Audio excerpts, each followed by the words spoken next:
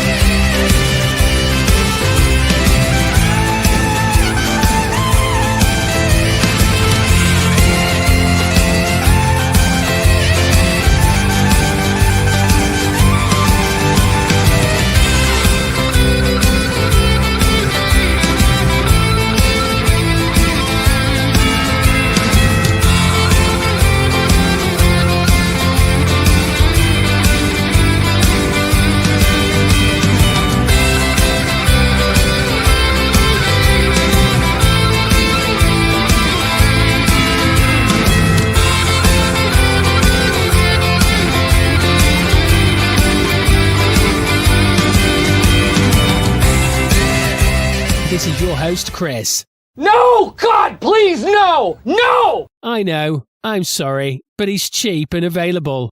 How rude! Oh, very rude. It's good afternoon, isn't it? I have shut the blinds because out there, I don't want to know what's going on. I'll tell you, if I'd put my washing out last night, God knows where my undies would have ended up. And that would have been my excuse, and I'd be sticking to it. Anyway, good afternoon, good evening, good morning, good night, good day, goodbye, hello, wherever you are in the world, one of those will apply to you. Welcome along. It is match day. It is time for the watch along. Please join in with the chat. And remember, no spoilers, and we will try and get through questions. But basically, as you can see there, we're going to look at the team news in a minute. Which is pretty much what we all expected. Have a chat about the match. But the first half watch along, half-time analysis, second half watch along, and then the post-match rant or celebration. Maybe we'll have another orgasm if we win. I had to watch last week's show to get that. I will bring my guest in. It's not Brad, but it is another man with a beard. I think you can probably guess who it is. Here we go.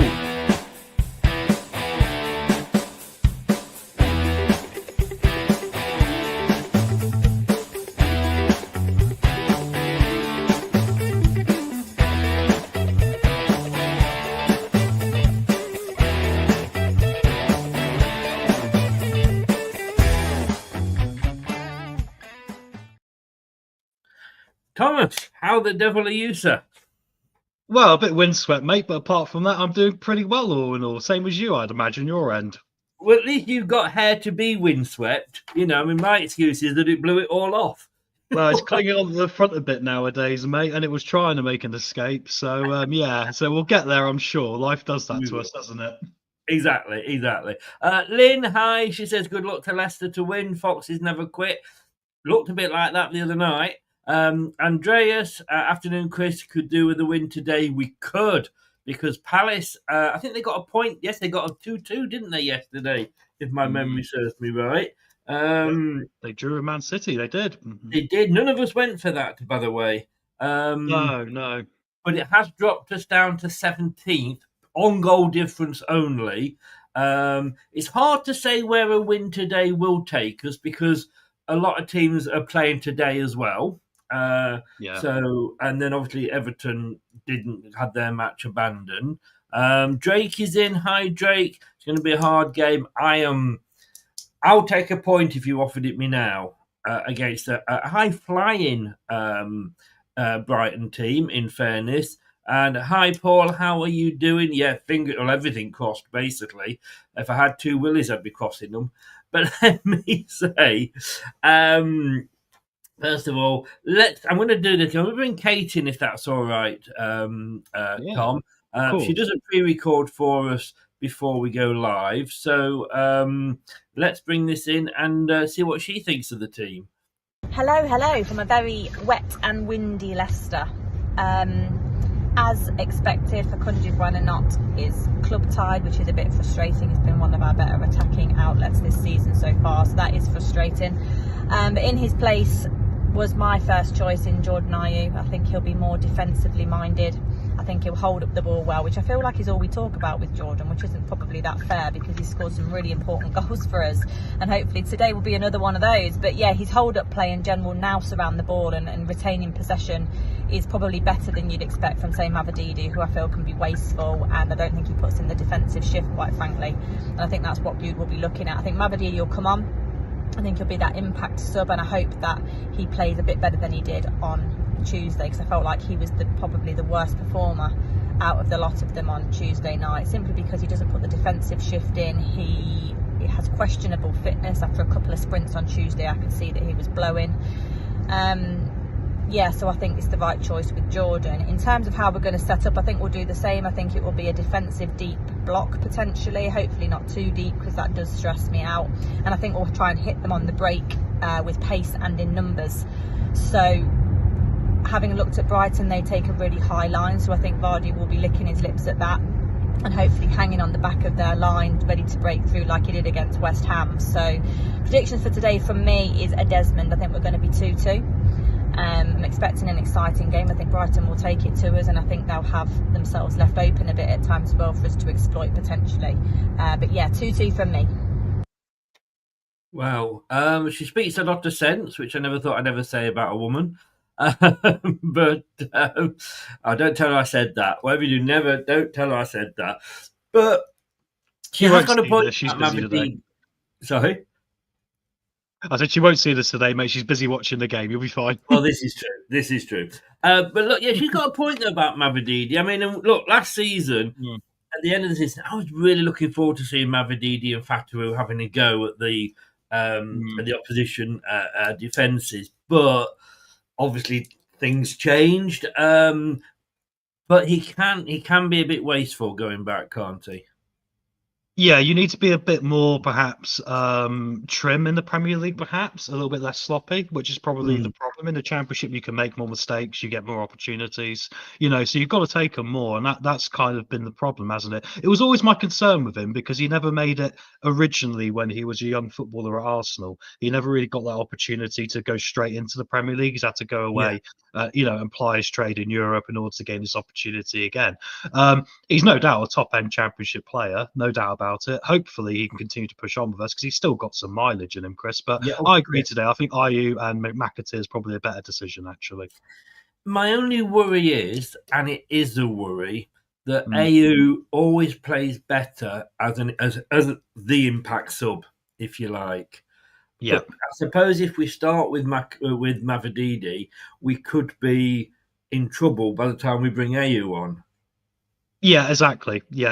I agree with that. I think you're probably better off considering Mavididi as a super sub today. Hopefully he can have the same sort of effect as Fatawu has been when he's been coming on doing it in the past. The thing about Ayew is that he's an intelligent footballer. I say this about Jamie Vardy nowadays. People talk about Jamie Vardy's 37, but his intelligence as a footballer is remarkable, honestly. Yes. I think he was playing in non-league only 14 years ago or whatever. He's really, really become a very intelligent footballer in the same way of a Frank Lampard. I mean, Frank Lampard had an entire career of being an intelligent footballer. That's what made him so good. And he was very good. Yeah. So I think that is the good thing with it. Hopefully that will be an advantage because they're very pacey at the back.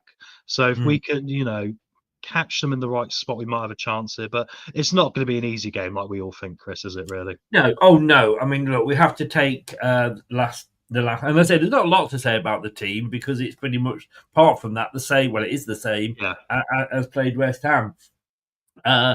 It's had a lot longer, obviously, to get to the team. So I thought there might be some changes because of that, but he hasn't. He's gone for the same team. If they can show the grit and determination that if we're honest, West Ham were the better team. Oh yes. Yes. Can't deny that, Yes. Their XG was unreal. But what you got from us was to say that grit and determination and fight that we have not seen pre that game all season. I don't care, even against Southampton, and possibly Bournemouth we did, but not even against Southampton we beat them did we show that. We left ourselves on the pitch, and that's probably what we're going to need to do again today.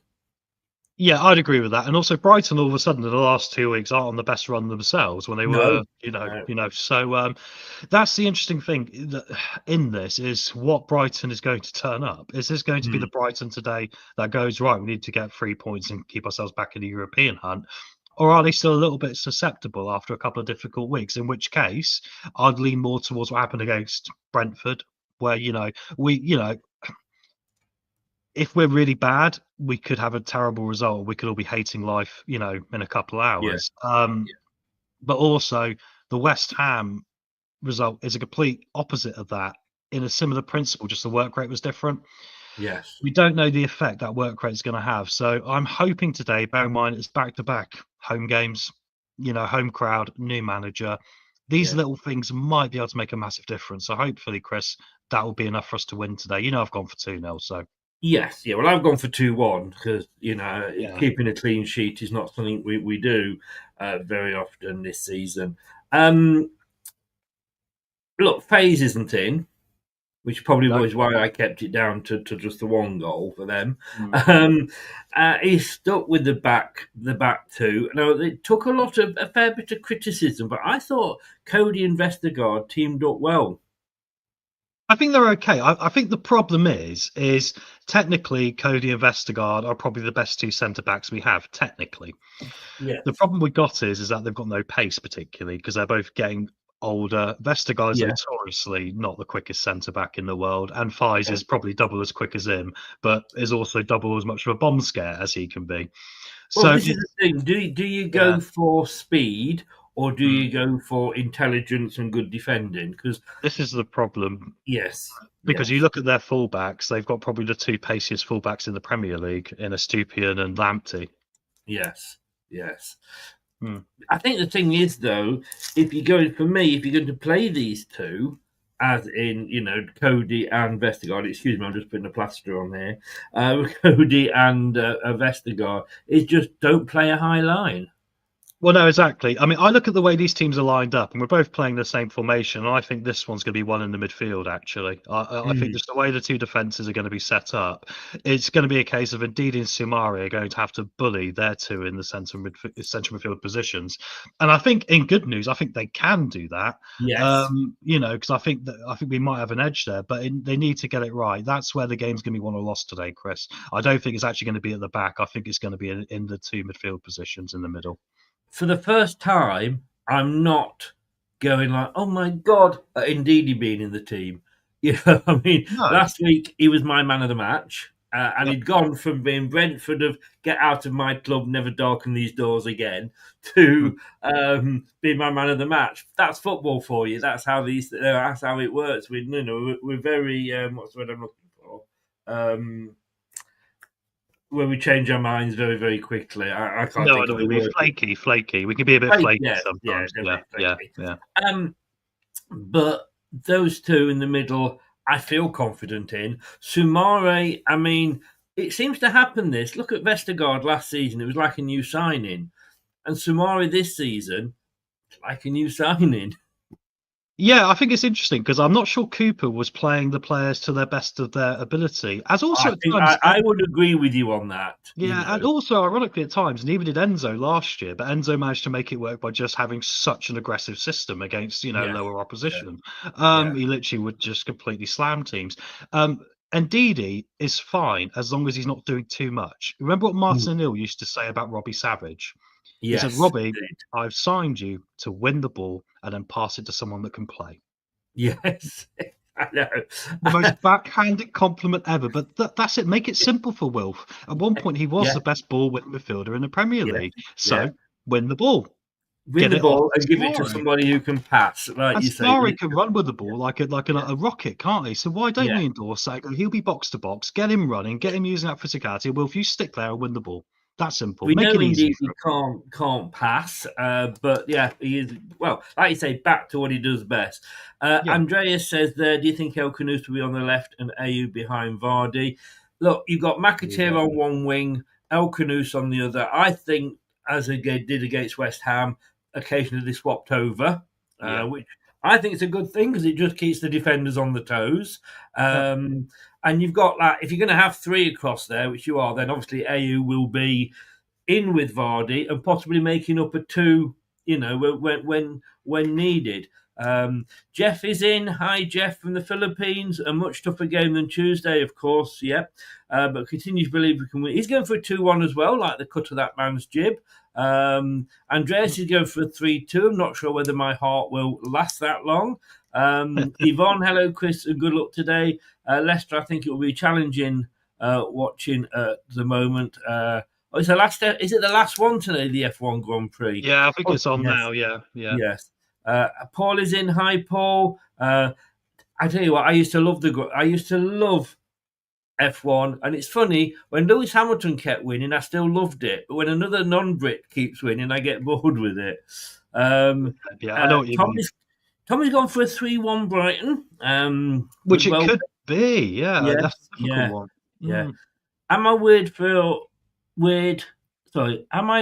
for being as invested in wanting Vardy to score goals as winning? 14-year-olds and Lineker all over again. Joe, are you 14? Does that mean? Look, we all want Vardy to score goals because if Vardy's scoring goals, chances are we could be winning. Stefan is in and Paul has gone 2-1 to Leicester. Look, we knew, did we not, that Buenete wasn't going to be in the team because it's his parent club. I think that's now actually a rule. I think before it just used to be a gentleman's agreement. If you signed him, you can have this player on loan, but don't play him against us. And I get that. I do get that. So we always knew he was going to be dropped. McAteer, I'm pleased to see McAteer getting another go. Yeah, I like Casey. I do. I like him because obviously he's one of our own as well, isn't he? And also, once again, he's a technically okay player, isn't he? He's fine. A lot of potential to grow. He's a different style to a Harvey Barnes or a James Maddison. He's slightly different, but I don't think that's a bad thing. That's meant to be more of a compliment. So I'm just glad Ruud's given him a couple of games to see really what we got here, because he's kind of the new Luke Thomas, isn't he? Luke Thomas had this for a season where he had a lot of games and he looked very decent. And then under a different manager, it doesn't work out. He disappears. So I think it's good that we see what he's about now in this moment, heading into a January transfer window, because we know we might have to look at defence, bearing in mind, to be honest, looking at how we're lining up under Ruud, it would make me consider if we're going for Cody and Vestergaard, perhaps he wants another centre-back. Coley is fine, but he's young. He's also been linked as well.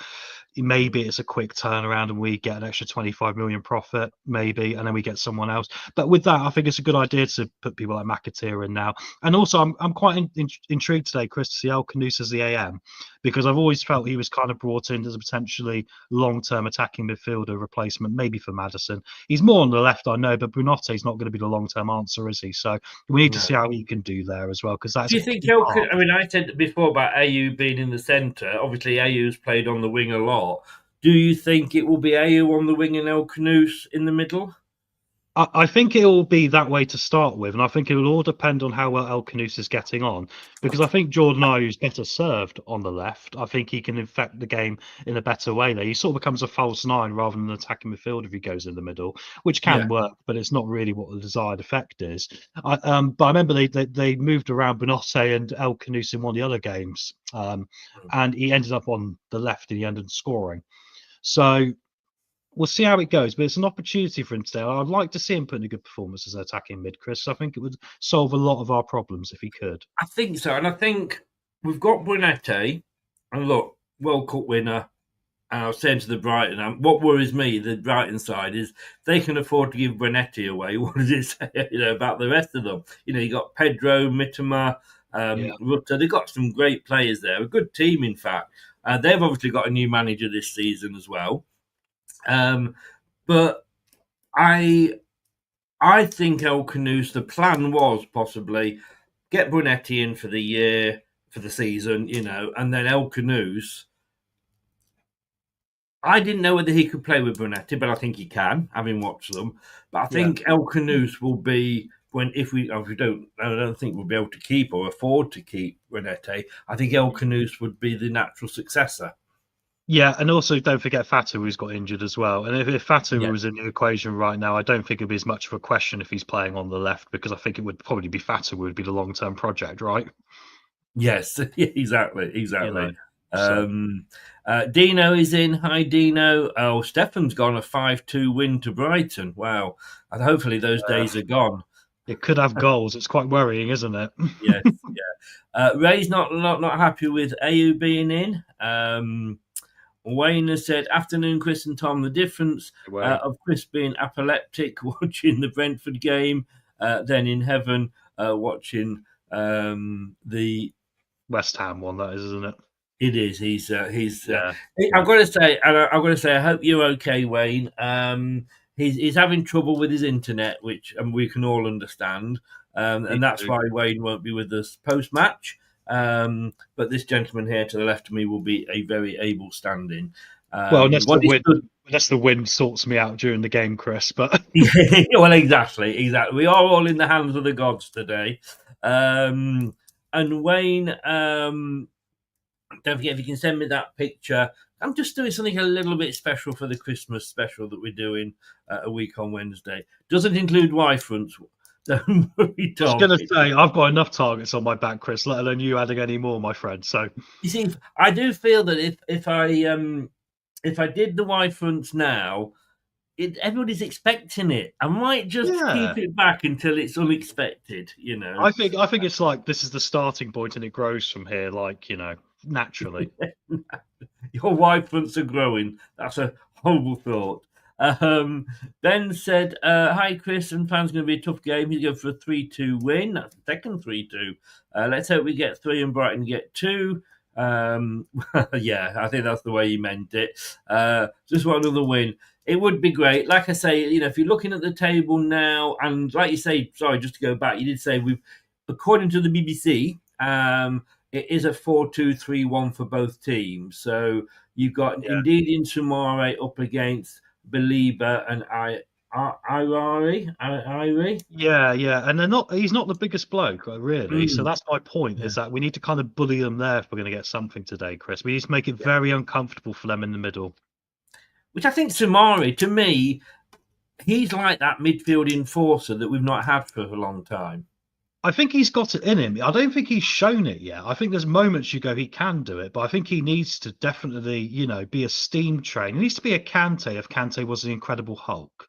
Yes. That's the way I look at Sumare and go, you are Kante, but you're 20 times bigger, my friend. Come on. Yes, yeah, indeed. Well, as I say, the table in 20th is Southampton. They've played 15, still sat on 5 points. It's not looking good for Southampton. I think we can say, even at this early stage, and I could be wrong, look at our great escape, but I think we are looking at Southampton plus 2 others.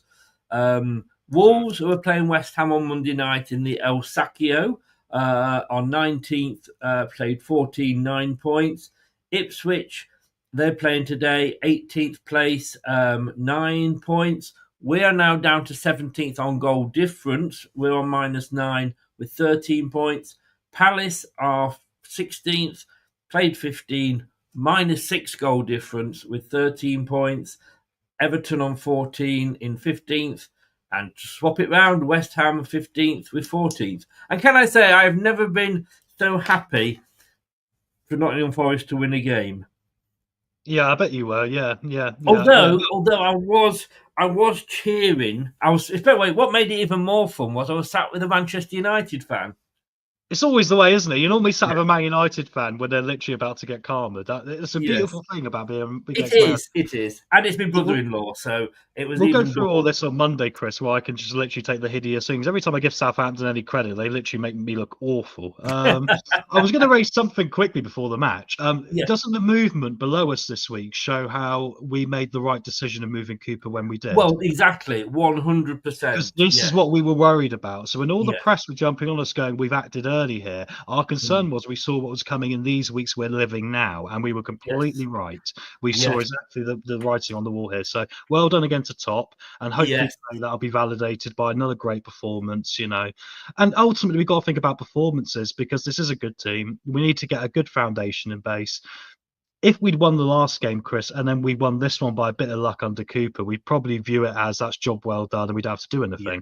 But actually, the reality is we've actually still got to build a better foundation here at this football club going forward. We have.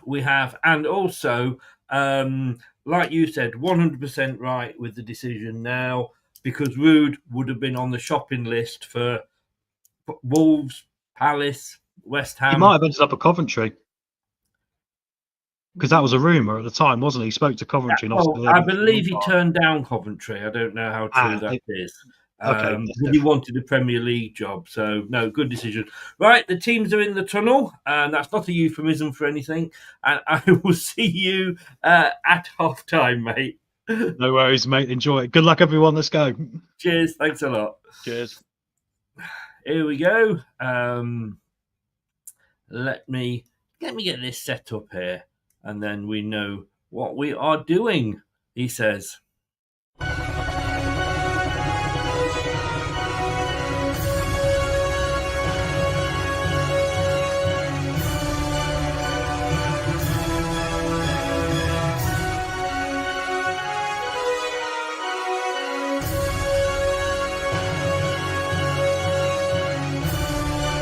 This is the Leicester Till I Die Watchalong show. Join in the chat and don't forget to subscribe. I will love it if we beat them. Love it. Indeed, we will love it. No spoilers, please. Wait for me to say it. And that's from any game, not just this one, from any game. Because I will keep you updated with the scores. Because there are other games on today. Fulham are about to kick off against Arsenal. That's on TV. And Ipswich are playing Bournemouth. And then don't forget, tonight at 4:30 after this game, we're not covering, but it is Tottenham versus Chelsea. No spoilers. I will, if there's no mods in, which is not at the moment, I will just kick you out, full stop.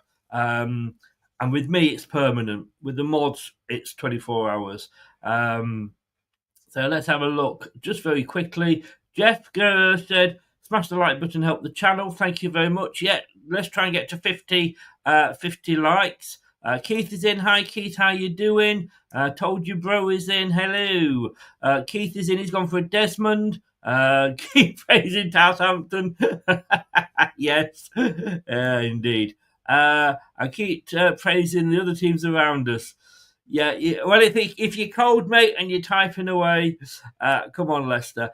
If we have got any mods that come in, they will sort of answer questions. I'm going to be watching the game. I'll be popping in and out of the chat, but don't think I'm. If you say hi, Chris, and I ignore you, it's because I've got the thing on full screen and I'm watching the game. So just showing Ruud Van Nistelrooy coming out.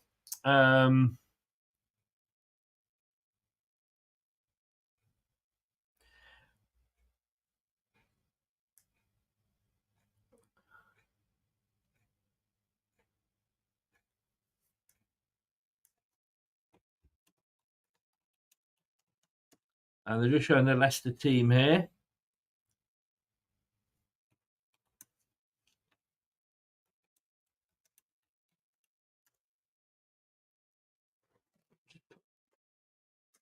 It's Vestergaard and Cody at the back again. Just take you through this. Hermansen back for Justin, Cody, Vestergaard, Christensen. Ndidi and Sumari as our two defensive midfielders sat in front of the back four. Ayew, it's got on the right, McAteer in the middle and El Khanous on the left. But that's just going to be totally and utterly swapped around. They've got it completely the other way on the TV, so read into that what you will. And of course, Vardy up front. And what I like about those three, the way that when we do play this formation, is the fact that those three are interchangeable.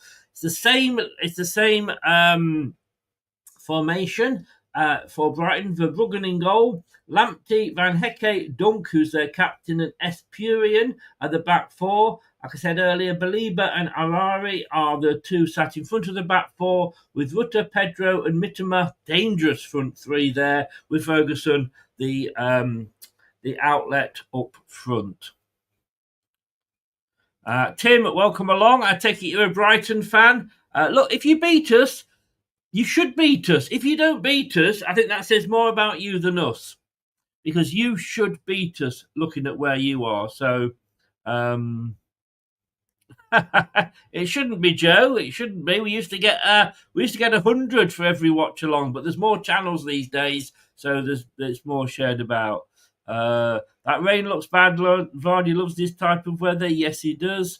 We've got a Forest fan in. Hey, great win for you yesterday, mate. Well done. Well done. Cheers, Sean. Cheers, Sean. If you saw me earlier, I was cheering you. As much as I wanted to draw for my point in the prediction league, because I'd gone 2-2, I was pleased that you won. But we're about to kick off. Here we go.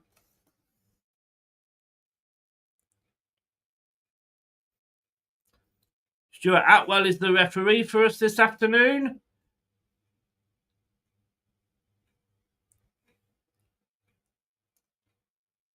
Crowd allowed. Stuart Atwell's just going for a little walk, like he's walking his dog.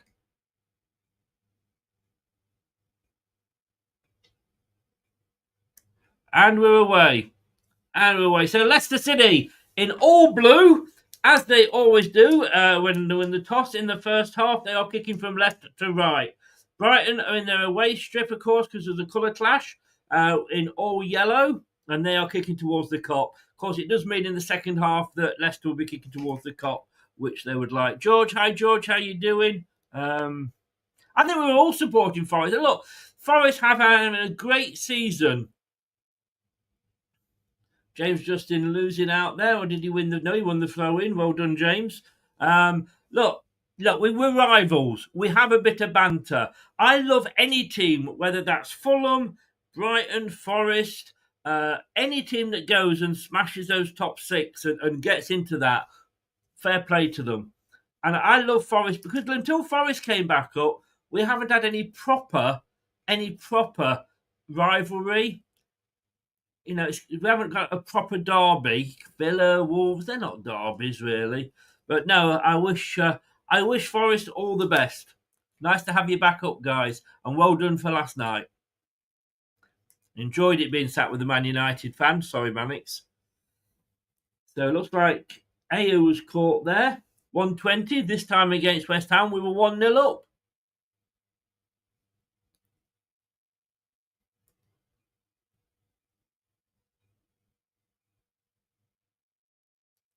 Oh dear, we've got the same co-commentators we had against West Ham. She didn't really know that much about Leicester. Let's hope she's done her homework a bit this week. March of this year, when Brighton last lost consecutive away games. They lost to Fulham last time out, and they only played on Thursday. That did work in our favour because obviously we played Tuesday. Brighton fans are a little bit miffed about that, if you saw the preview. And if you didn't see it, by the way, guys, yesterday we had the foreplay show. And it's Leicester pressing at the moment. McAteer forcing the goalkeeper to kick it wide, and it's headed out for a Leicester throw-in. Good play there. Good closing down by McAteer. He's got a smile on his face, Ruud. I don't know if that's good or bad. If it was the baby, of course, it means he's got wind. But I don't know if that's the same with Ruud. Right. El Canoes turns with the ball. Lovely. Gets McAteer, who's playing on the right here at the start. Oh, and it goes out, but it's a Leicester throw. El Canoes with his orange boots looks to chip it into the box, but it doesn't go past the last defender.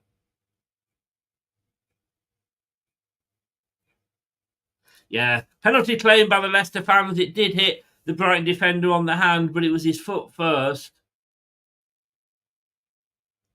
So, actually, in fairness, the female commentator just said it wasn't in an unnatural position. If anything, he'd got it kind of like trying to get it out of the way, but he did hit his foot first. So it's goal kick to Brighton, which they took between goalkeeper and defender. And it's back with the defender now. Now it's back with the goalkeeper.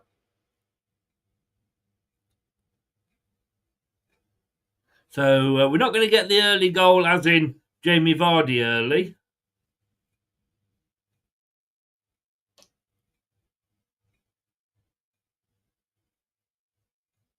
Brighton now coming away down the far side.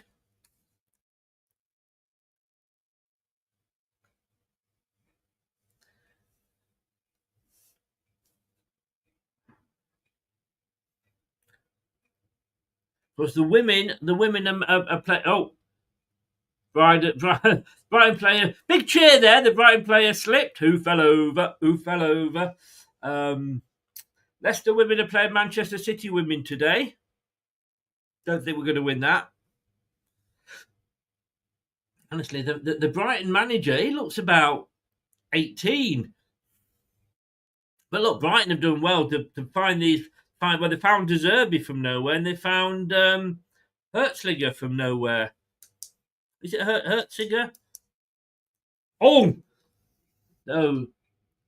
Vestergaard, for once, loses the ball. Oh, good defending by Christensen. But Brighton win it back off El Canoes. They've got it now in the centre. They're going to try a long punt. And he tries his luck from way, way too far out. And it goes wide. It goes wide.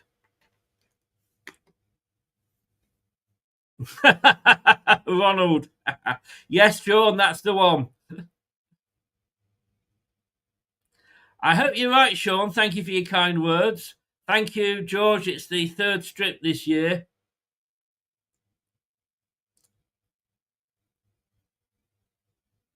Yeah, exactly, Wayne, exactly. Wayne, are you all right looking after the chat for me? I know you're not a mod, but I don't think we've got a mod in. So are you all right answering questions and looking after the chat for me?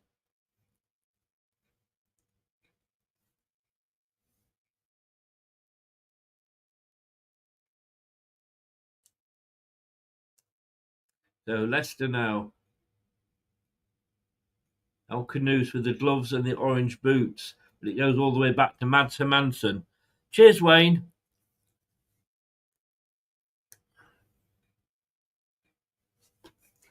See what I'm going to do, Wayne.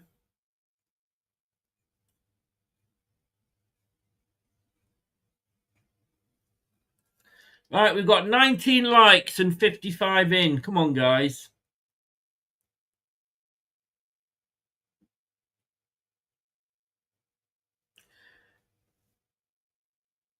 Vardy, oh, he didn't have any support up that far side and he ended up losing the ball.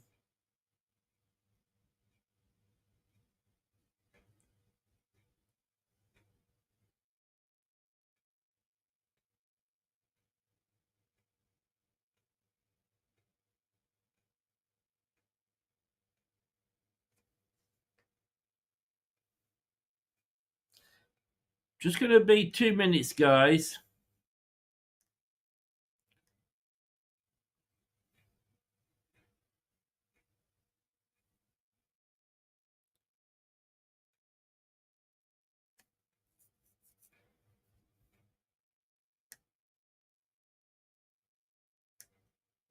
Casey McAteer now down the right-hand side.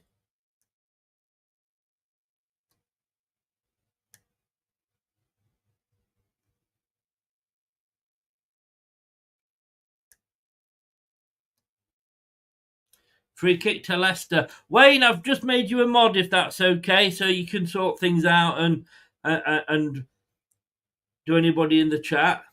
McAteer here. Oh, it's taken down. It is a free kick, definitely. That, I think, would have been, if it had been in the box, that would have been a penalty.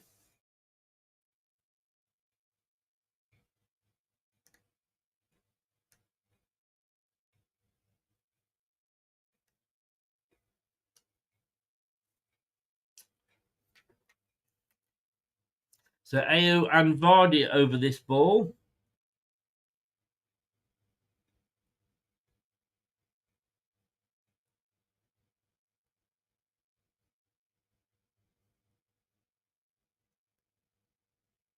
So, first free kick goes to Leicester City.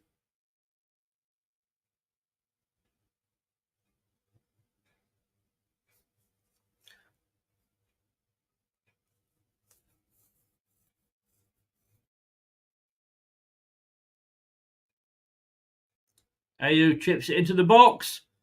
Oh, headed up there. An effort by James Justin, but he didn't really get...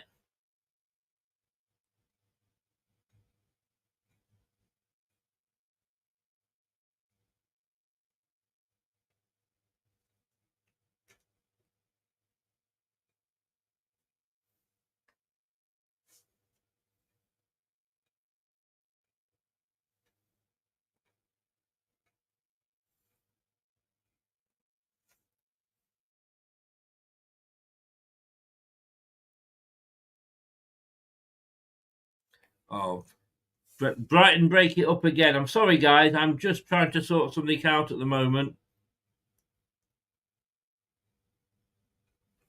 Brighton coming forward. Now it's a free kick to Brighton.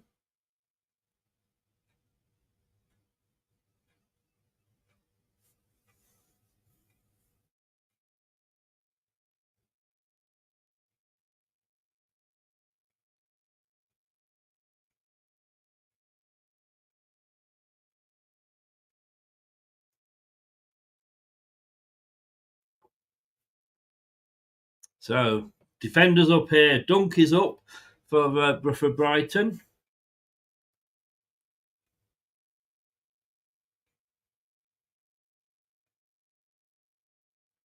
Just like we discussed before, Wayne, I'm back with everybody now. So it's this free kick. The right hand goes up. Number 26 for Brighton. Big hoof into the box. Oh, it goes over everybody and out for a free kick. I think that was aiming for Dunk, to be honest with you. Thank you, Wayne. As always, you're a great friend. Hi, Jamie. How you doing? And hi, Helen. I don't know whether I said hi earlier. I do apologise if I didn't. I am back now in the land of the living. We're doing this again at the back. So Matt has ended up with the ball. But now Cody's got it on this right side. Chips it forward to Ndidi. Basically gave it away. Please don't go back to that. Hi, Spence. How you doing? Samari, good defending there. Now El Canoes loses it again in a dangerous position for Leicester, but they're forced back Brighton. But now they've got it down this near wing. 22 for Brighton. Chipped into the box. That should be out. Yes, it is. And it's a goal kick. It's a goal kick. 11 and a half minutes gone. Fulham at 1-0 up at Arsenal. Wow. Wow. Fulham 1, Arsenal 0 after 14 minutes. Ipswich 0, Bournemouth 0. Come on, Bournemouth. And if you're watching tomorrow night, the review show, obviously, which goes out at 8, that will be the game that the fan cam is at. Vardy there does some good defensive work right up at the far end. Throw in now for Leicester. No, Brighton, sorry.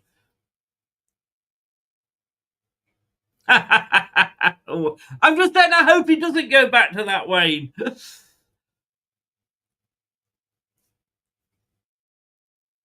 Come on, Bournemouth. Well, we've moved up one place as it stands because we have jumped, obviously, with this point as it stands at the moment. We're up to 16th with 14 points. Of course, the last time we played Brighton, I think it was a draw. But the one before that, we got absolutely stuffed. Yeah, it was 2-2 at the time, January 23. And of course, we can't forget September 22 when at the Amex they put 5 past us, and they're coming away now, looking dangerous down this right hand side. A good cross into the box. Oh, Pedro there was behind the last defender. It was a good break there from Brighton. Left-hand defenders, I think it was Sumari trying to get back there, but yeah, it was Pedro open at the back there, nobody picking him up. And he side-footed it, thank God. I think if he'd have hit that right, that would have been 1-0. Then you can say we got away with one here. Akatir, though, straight from this, he's free. He's looking for help. There's nobody else up. He's going to get a corner. There's nobody was. I mean, it was a quick break from Leicester. El Canoes, brilliant thinking. Nobody, well, I think it was possibly Ayew that was boasted a gut to get up there. Vardy wasn't.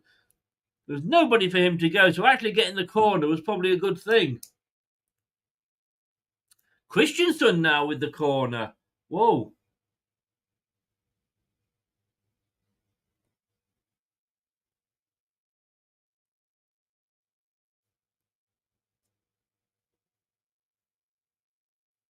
So it's a corner Christensen to take.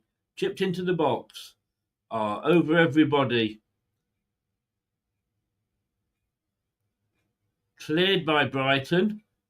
Good clearance, actually. And the break's on now. Leicester away at the back. Thank God that was just a bit behind the Brighton player.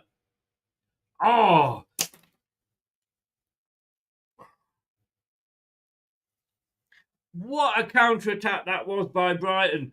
They had us outnumbered. That high line with Cody and Vestergaard, thank God. It was just the ball that was played through was just not quite right for the Brighton striker. And he had to just check his run, which gave the Leicester defenders a chance to get back. But they still got a shot in, and Manson had to make the save. Free kick to Leicester.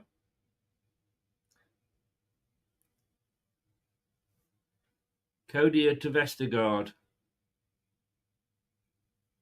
Back to Vestergaard. El Canoes now on this near side. Plays it to McAteer. He had options if he decided to pass. He had Sumari. Sumari's just gone, and I get it. He was there, but McAteer ignored him. Now we're played into trouble again. For God's sake, Leicester! McAteer, you're not Messi yet. Look at who you can pass the ball to instead of trying to hold on to it. A quick pass, Sumari would have got it, we could have been away.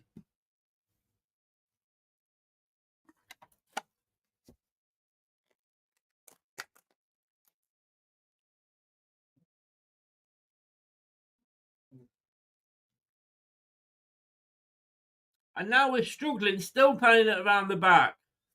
Now El Canoes plays it into the middle to Sumari. Gets it out to the wing. Ndidi. Just holding on to the ball at the moment. Ndidi plays it out to El Canoes on this near side. He's got McAteer hugging the byline. Gets it back from him.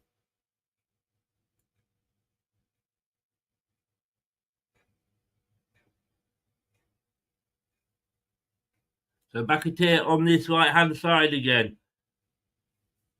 We're playing little triangles here. We're not getting any further forward, but we're not losing it. There's a goal at the end of this, though. It will be good. Hey, Jim, how you doing, mate? I just think sometimes, we avoid, we're not playing the obvious. So Justin on the right side now to El Canoes. Ndidi, Sumari, Cody. Vestergaard goes all the way back, halfway to Manson, who is actually halfway up at our own area. Now, indeed, he plays a long chip over the top, but it doesn't get to the Christensen. And Brighton now have this ball, and they attack quickly.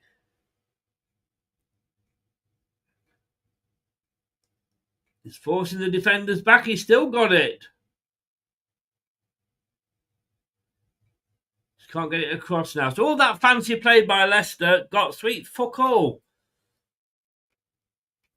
Sexy triangles with no point to it. That's the problem.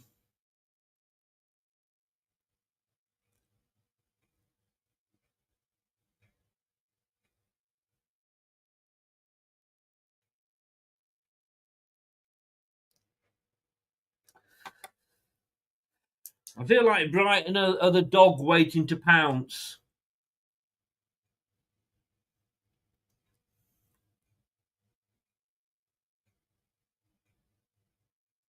No changes to the scores at the moment.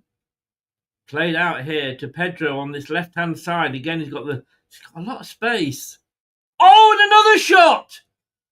Another shot, and Mads Hermansen has got to make another save.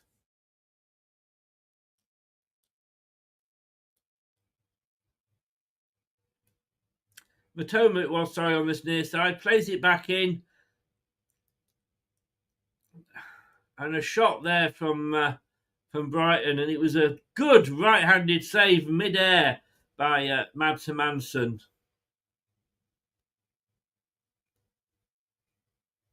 I think they're trying to say that he's actually the busiest goalkeeper for saves. Bad corner by Brighton. But they get it back in again, but it's headed out again. And we don't clear it properly.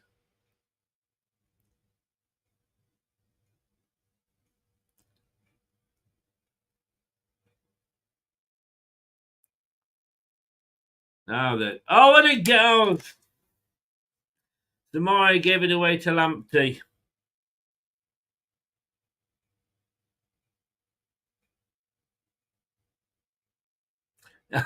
Spencer. Nice one, mate. Nice one.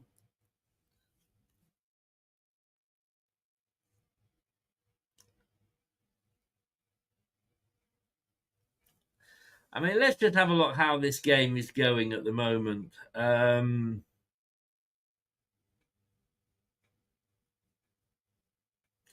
I can't because they haven't got their haven't got the stats up yet. So Leicester have won 6 of the last 8 Premier League meetings with Brighton, but they're winless in the last 4. Sorry, they won 6 of the first 8 Premier League games against Brighton when they came up. Throw into Leicester. We're now winless in the last 4. I say that includes the 5-2 as well.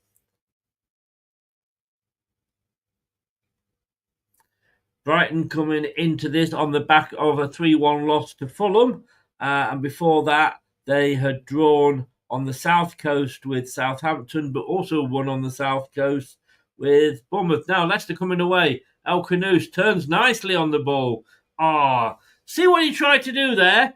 He tried to play Vardy through, which he tried to do a lot against West Ham, but it didn't quite come off.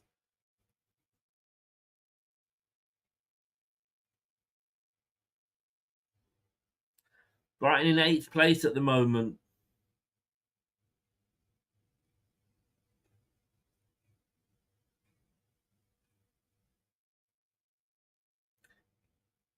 So Leicester have had 54% of the possession at the moment.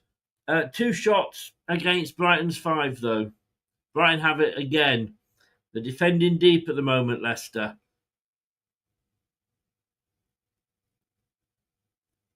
I mean, let's be honest with you, Brighton have gone into this game very much as the favourites.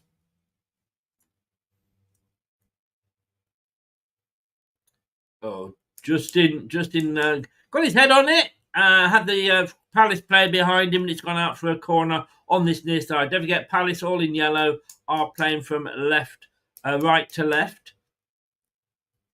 There's a corner, like I say, on this near side, which they will take slowly.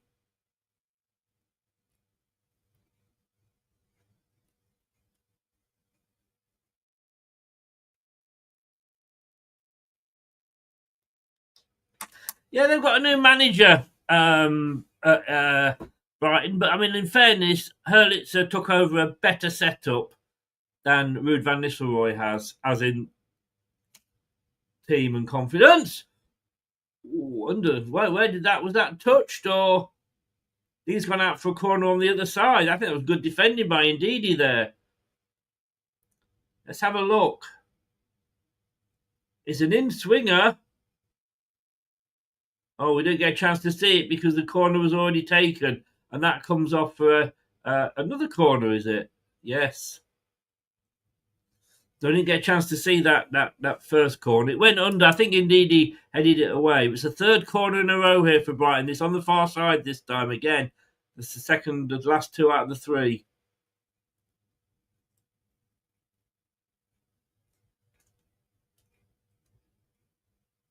Yeah, they're trying to get it under the crossbar, as the commentator says. And Manson, I think that was a free kick anyway.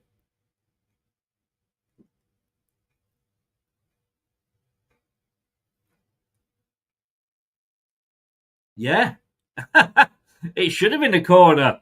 And Manson actually made a save, but it wasn't given. And El Canoes is being very wasteful.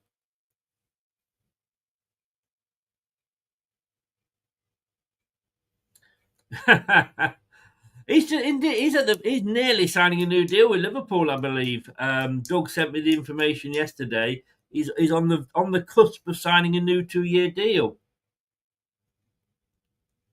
Let's face it, Salah would add a lot to any team. Right now on the near side, it was a lovely ball across field, brings it inside, plays it out. They've got a bit of the freedom of the park here.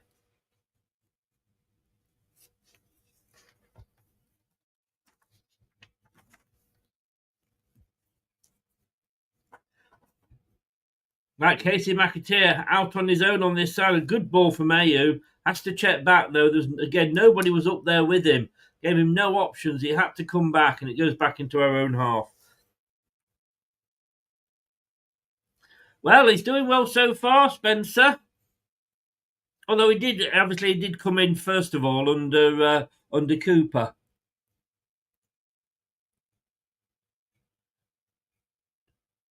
Christensen didn't quite get on the end of that flick from Vardy, but he's closing the goalkeeper down.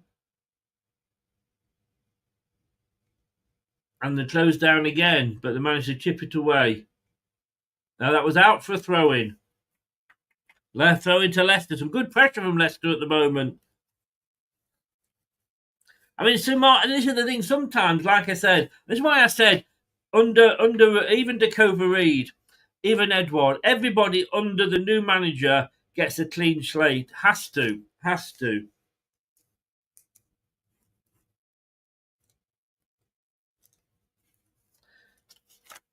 Does anybody remember Francis Rossi in Status Quo? Thank you, Dino.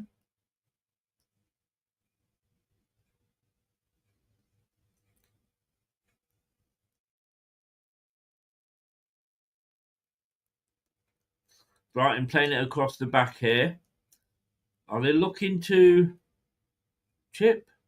No, they're playing it back to each other.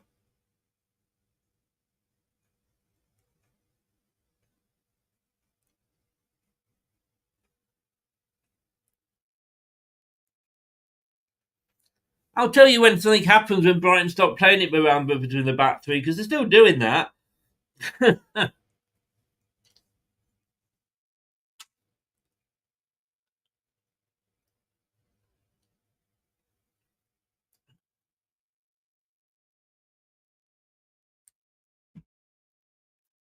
How did he get in it then, told you? That's simple. Oh, I know, I'm joking. I'm going to write an interview for him later on after this match. Oh, booted clear there. Yeah, I'm interviewing him tomorrow.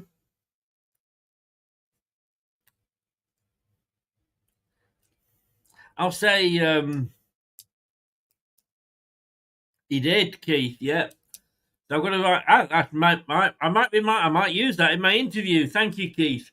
I remember 1982-83. I remember going to to their final tour. It was their retirement tour. wonder if I say to him, do you remember Mr. Told You, bro? Oh, it's back with the Manson. Coming up to half an hour. Samare. Hermanson has a bit difficult, and it goes out for a throw. And he was played into a bit of trouble there by Samare.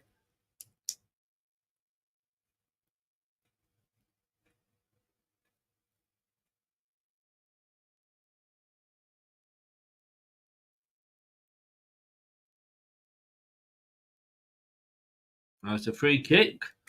Ayo's giving away a free kick in a dangerous position here. Was it a free kick? I think he may have dived, if I'm honest with you there, from that angle.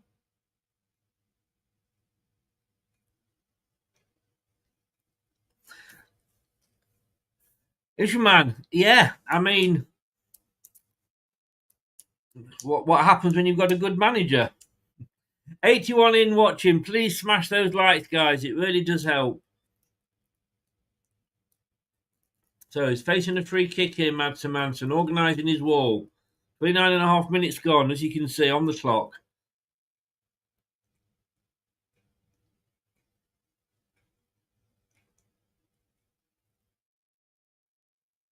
So there's three of them. This is dangerous. This is dangerous.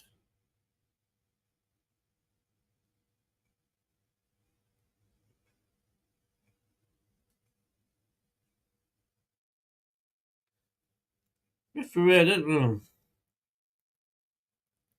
Is he putting his white line down? You can never trust David Coote putting a white line down, could you? It's going to be an effort straight on target, I think. Here, there's three of them over the ball. No, it's going to be chipped in. No, it is on target. A good effort, good free kick. Actually, it was straight on target over the wall. But Madsen Manson, I mean, it was goal bound, but it wasn't the hardest free kick that Madsen Manson's going to have to save. David, hi mate, how you doing?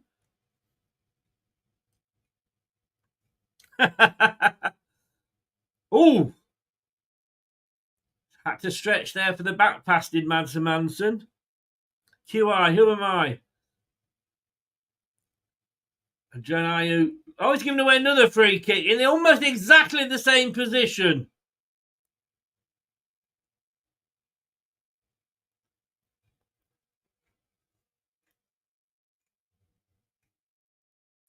Cody's claiming innocence. Ayew just slipped. Yeah, that was possibly more of a free kick than the last one was. Hi, Richard, how you doing? Am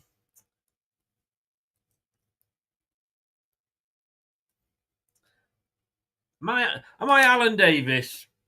Or am I Stephen Fry? I'm certainly not bloody Sandy Togsfed. I do love that show, though. I do love it. Ruud looking a bit pensive. We've got away with one free kick from this position. A little bit further out, not a lot, though.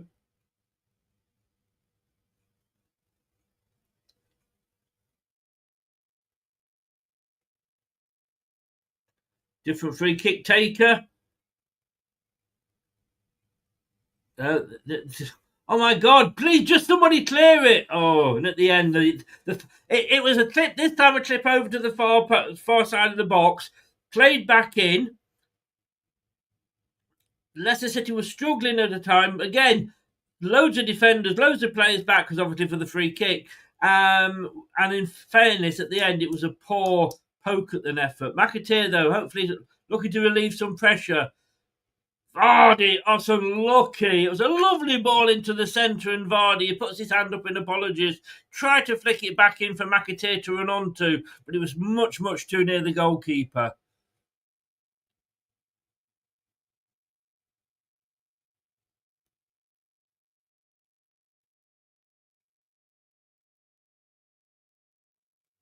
Yeah, but we still loved him when he scored that one against Southampton, Ray, didn't we?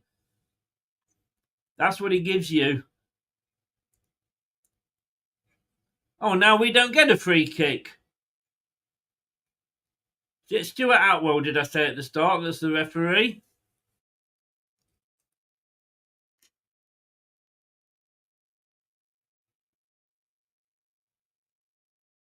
How do you mean, David? So Brighton and home. Well, it's a 50.6% possession. Leicester 49.4. Brighton, what I would call a Brexit game so far.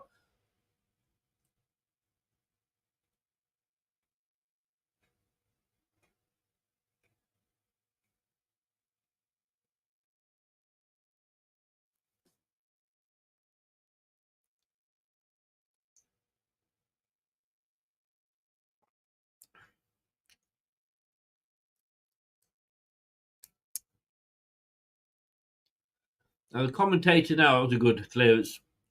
Indeed, yes, keeping hold of the ball well. The commentator now said that Brighton, she thinks, are looking a little bit suspect at the back if Leicester can close them down a bit quicker and put pressure on them, which we're not doing at the moment because it goes back to Mads Manson.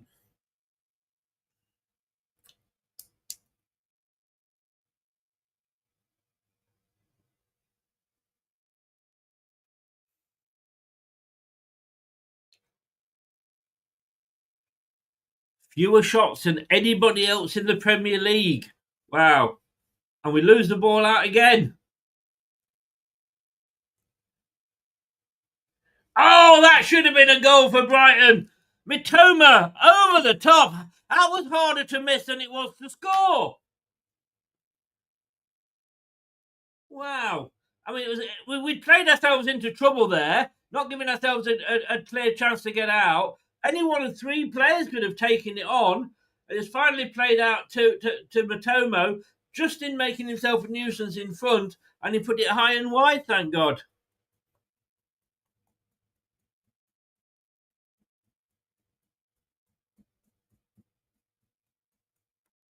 I think it's a case of can Leicester hold out till half time? So it's a long kick ball up this field this time by Mads Manson. He said, "I'm not having that again." Interesting thing is, what will happen at half time? Because obviously at half time against West Ham, we were still 1-0 up. Oh, so the referee's given another free kick to Brighton.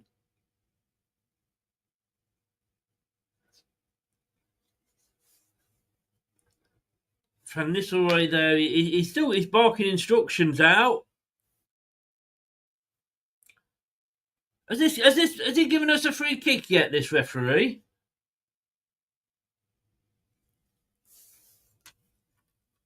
It was Ronald, yeah. I mean, any one of those three. I think the other two would have probably scored. Anyway, they're on the attack again. Plenty of space for Brighton. Chipped it in! And there goes, 1-0. It was coming. It was coming. You just knew it. Had way too much space. Had the freedom of the King Power.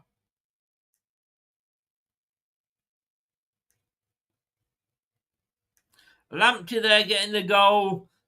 We were lucky not to concede a few minutes ago. But it was a lovely goal, to be honest with you. Absolutely sweetly struck, I have to say, in fairness. I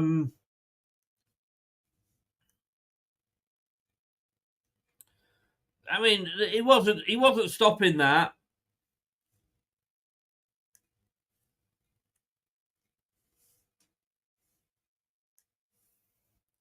It was. I mean, the saying is, it was a wonderful finish.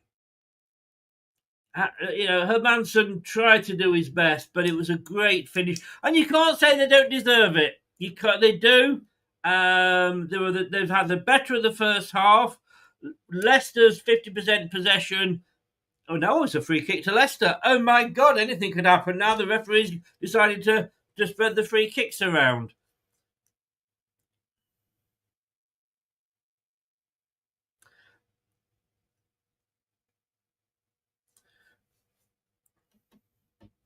Ray, Ayu's your new pantomime villain, is he? Yeah, that was a free kick. Vardy was taken out. El Canus and Christensen over the ball. Can we reply? Christensen into the box. It goes all the way. It's headed across the goal by the Brighton player, but it comes out to his fellow defender. who plays it to Ndidi, who loses it.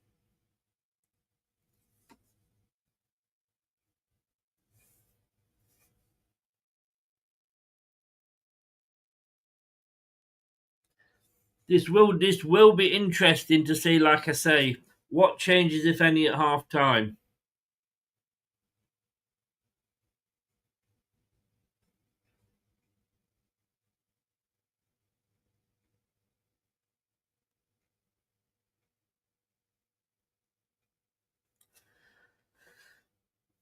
The problem is, and I'm going to say this because I usually get everything wrong, that we don't look like scoring. Having said that, Brighton have just given the ball away. It's Justin on this right-hand side at the moment. McAteer chips it into the box. Brighton now can't get it away. Samare. Vestergaard back to Samare. Samare out to the far side. Christensen, is it?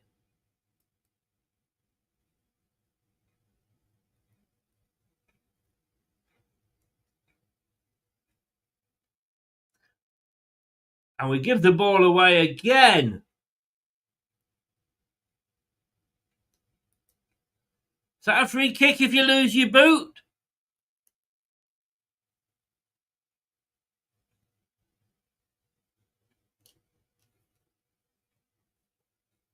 There's a booking here coming for Leicester, I think. It was a bad ball. We threw that ball away. Ndidi. I don't think he did anything wrong there, Ndidi.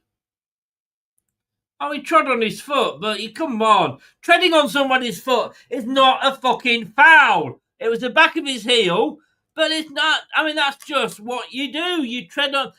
If I had a yellow card for every time I've trod on somebody's foot, Stuart Outwell couldn't go to a fucking dancing party because he'd be booking everybody every 5 minutes. There'd be nobody left.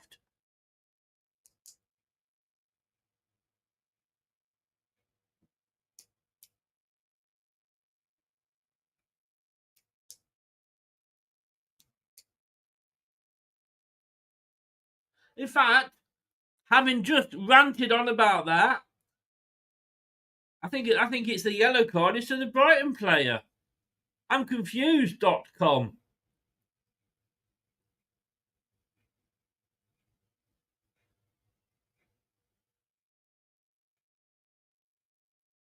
Brighton teammate Carlos. Here's what happened.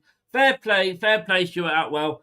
Brighton teammate Carlos Baliba asks for a yellow card and gets one for himself. Keep the faith. Wayne, I think Ray had it's his player of the day that he's hating on. And he's entitled to. He's totally entitled to. 2-0 surely? No. How was that not 2-0? McAteer back defending. No, Ray has every right, of course, to, just the same as I do, rant and rate about Ray. And if AU's not his cup of tea at the moment, fair play. We can disagree. And as you say there, right, Wayne, 4 goals and 1 assist. It's not bad, is it? Let's face it, we'd all sooner have Brunetti on the pitch. Of course we would. Have faith, Tony.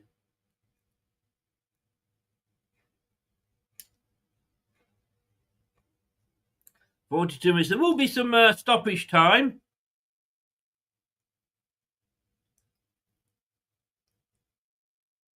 Oh, chipped it over and too far over. Ipswich have gone 1-0 up against Bournemouth. Wow. And it's still Fulham 1, Arsenal 0.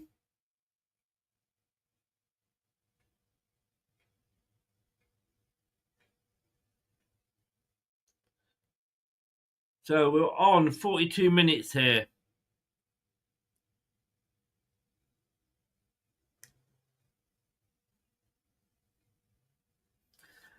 Yeah, I've just seen that. I presume it's Craig. It could be Matthew, of course. But unfortunately, we want Bournemouth to bloody win. But as usual, like with Everton a couple of seasons ago, you're not doing us a favour.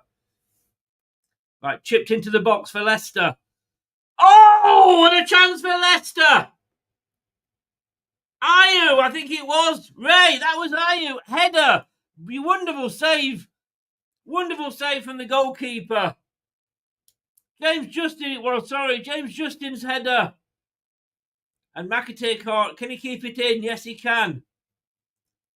But again, it's a bad ball. Mind you, he was stretching for it. And Brighton now coming away in the dying embers of this first half. Belabor. I mean, why is it every time I hear that name, I just think of Justin Bieber and his fans, the Beliebers.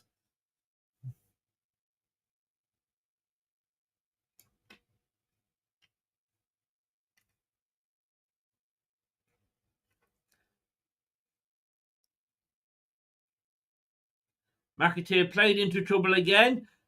Pass. Oh, he got a free kick. Oh, my goodness me. Oh, Leicester got a free kick, goats.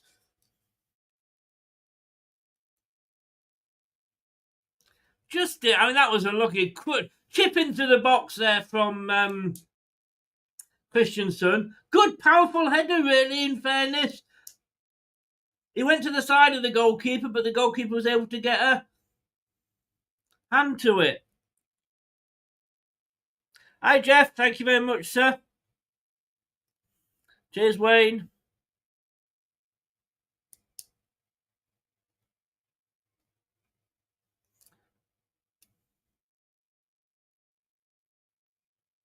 One minute.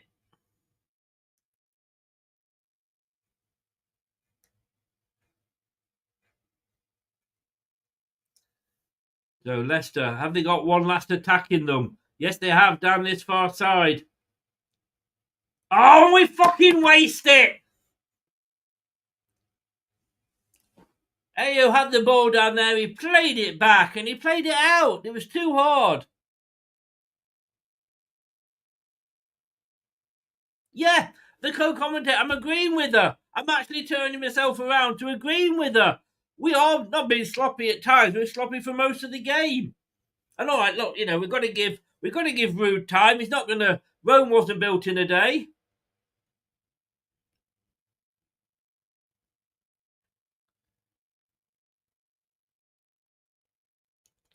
Long ball upfield. One last chance here. Oh!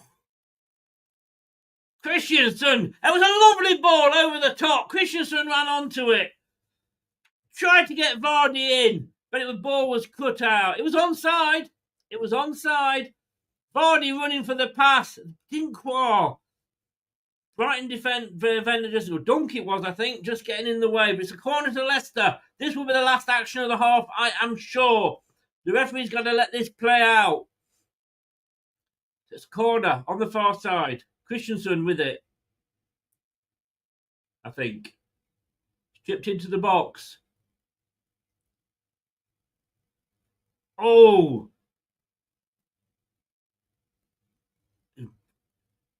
That was a real hard shot there from Ayew. It was almost Southampton-esque when we played them.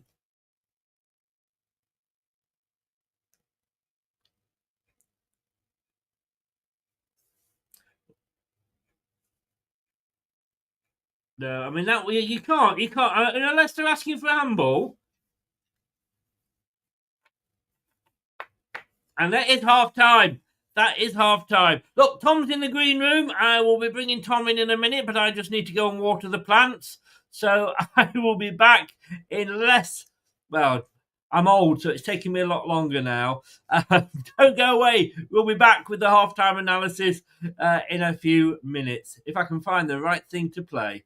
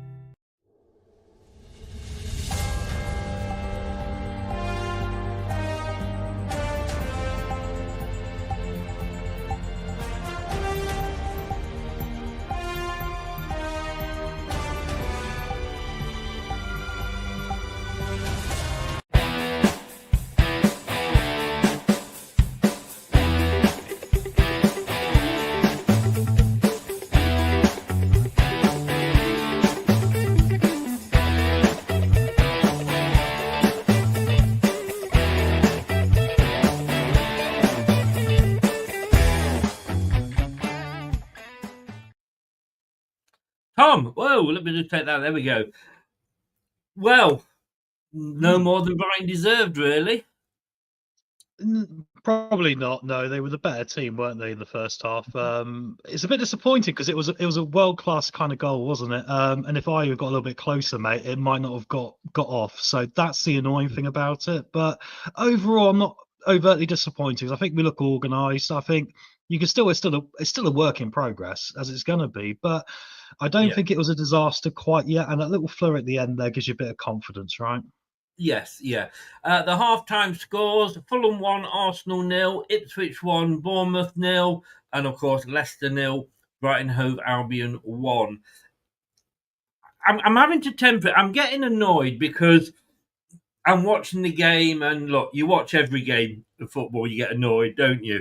But relaxing and saying, look, this is only Ruud's second game in charge. Yes, look, we're playing a team that's sort of sixth in the table, something like that. We are making silly mistakes. I mean, the ball was given away 3 or 4 times, I think I counted, in dangerous positions or positions where it gave Brighton an opportunity to come at us. Rome wasn't built in a day, though, was it? No, it wasn't. No. I think the foundations of what we're seeing is fine, though. The team were compact. They were well drilled. They all knew what they were doing. Like you say, in a transition, we're losing bits along the way. El Canouse is trying different things than Vardy's trying. They're not quite matched up on these points yet, but that is part of the process. The encouraging thing is when Brighton broke on us in the first half and they got some really pacey players, the players bust a gut to get back and they got back, yes. which is a step above where we were with Cooper. This was kind of, from a base formation, Chris, and the base foundation of what I would have expected from a Steve Cooper side, ironically. Except with Ruud, I can see the extravagance going forward is going to be a little bit more, let's flick the ball on, let's do this. Let's also keep the counter-attack element of the game, which is very important to Leicester as part of our identity. So I think it's encouraging. I think it is encouraging. Wayne says there, still compared to the Brentford game, Chris, still an improvement. Yeah, look, it's 1-0 at half-time. We do know from the West Ham game that Ruud isn't afraid to say what he thinks at half-time and move things around if need be, and he may need to. We've still got Mavididi to come on. I know Ray's not very happy with Ayew. I don't think Ayew's had that bad a game, though, Tom.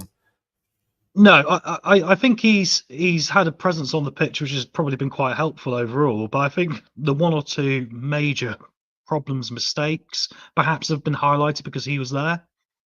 So that makes it difficult, right? I think the change will be Ayew for Mavididi second half at some point. I'll stick with it for the moment because he's looked like he's willing to, work hard and try and score a goal, which is what you want from someone in that position. So yeah, but neither El Canouse hasn't, been that brilliant either, has he, in the same vein? Yeah. McAteer's been okay. The thing I like about McAteer, ironically, Chris, is for an attacking player, he never gives the ball away. He seems to find a way to retain the ball and keep you up that end of the pitch. So I think he's a nice balance with someone a bit more flamboyant on the left, perhaps. Yes. And look, Ray here, so our entire offence has to be sacrificed so that we can have poor scoring chances from Ayew. Look, it's a case of, let's be honest with you. If Fatawu was fit, we may not even have Ayew on the pitch. And looking at who would you replace him with, Ray? And if you're going to tell me Mavididi, he hasn't had a brilliant season either. His defense. What Ayew will do is get you a free kick, slow down. He might give away a free kick, but he'll break the play up. Mavididi will just give the ball away. And El Canouse as well. Ray, look, everybody's entitled to their opinion, as I've said before. Maybe you've all been a little bit over the top with him, in fairness. Well, Chris, it's interesting because we said at the start of the show, like, we've kind of got an interesting battle in our own team of who we pick, of intelligence and slow versus lack of intelligence and pace. And that's kind of that question again. And actually, if Mavididi had played this position first half, we might be 2 down. We might be 3 down. Yeah. Maybe maybe. I'm leaning with you here. I think actually, for the mistake he made for the goal, I think his overall intelligence of the game has been quite helpful first half. Yes, yeah. Like I say, Ray Ray, respect your opinion, mate. It's all about Yeah, opinion. as do I. You know, totally. Your plants must be bloody hardy, Chris. I tell you what, it keeps my water bill down. But I got to say, quickly about El Canoes. I love what he's trying to do, but again, it's not always coming off. He's tried to get McAteer through a couple of times. He's tried to get Vardy through a couple of times, which is the right thing. It's what we want to be doing. And whether this is the fact that, we've still got to remember, I mean, do fans think that we're just going to, not everybody's a Fafana, we're going to bring somebody in and put them in the team and they're going to take to it like a duck to water? And you've got to say, El Canoes, this is his 15th game in this league, 15th game in this country. He's getting used to his teammates still. This isn't PlayStation, FIFA. He's trying, and I'll tell you what, if one of those through balls had come off, we could be looking at a different score. Well, that's it, isn't it? And I think if you look at the lineups we've had this season, I'm pretty sure this is only the second time we've probably played these boys together. Maybe even the first time we played these boys together outside the training pitch. It wasn't a system that Cooper seemed to want to use. It wasn't the players he wanted to put in these positions. So I think there is a lot, like you say, a lot in that, and the fact they're not used to it, and they've probably all got different ideas, but they've all got quality. And like you say, the same way it took Brighton to have a bit of a wonder moment for their goal, one of these passes can come off. I still think, give it 10 minutes of the second half, 15 minutes, and then if it isn't quite clicking at that point and we've not got the momentum of the stadium behind us, then it's maybe consider Mavididi or someone just to freshen it up and try again. Yeah. But I still don't think we're in a dire situation at all here. I think, it's well in our favour as well. Yes, I mean, I think the performance is still better. And Ray, you've answered your own question there for me. Cooper had Ndidi playing as a central attacking midfielder, and look how shite he was. You know what I mean? So, let's see how it goes. Like I say, as much as I hated Ndidi, and you know how much I hated Ndidi, he was my man of the match last week. So everybody gets a new chance. Like you said, defensive, we're getting the numbers back again. We're throwing bodies in front of the ball again. I think sometimes, and again, we've got to remember that we are playing a team who are currently sitting 5th in the table as it stands now with these 3 points. But sometimes when we do get the ball and have a breakaway, we haven't got numbers up front. Well, no, this is the balance and the problem, isn't it? Because you don't want to be so open that you're allowing Brighton to have many opportunities to score with their quality. But then also you've got to be forward thinking. So that's entirely why when you watch us in the first half, we were staying quite narrow, we were staying quite compact. We were trying to narrow the game down because that would suit us being able to create more attacking opportunities. The wider it gets, the more difficult it's going to get, Chris, frankly, because Brighton have got quality. So that was very important. But like you say, we got to try and find a way to get more connected in the front unit very quickly. That should really be the focus this week. Hopefully, second half, we can do enough to at least get a ball in the net and see what that confidence does. We might be able to win it from there. Yeah, and like we say, this is only Ruud's second game in charge. Exactly. He's only had 7 days or 8 days, whatever it is, with the team. We're not suddenly going to go prime time Manchester City here or Liverpool. It's going to take time.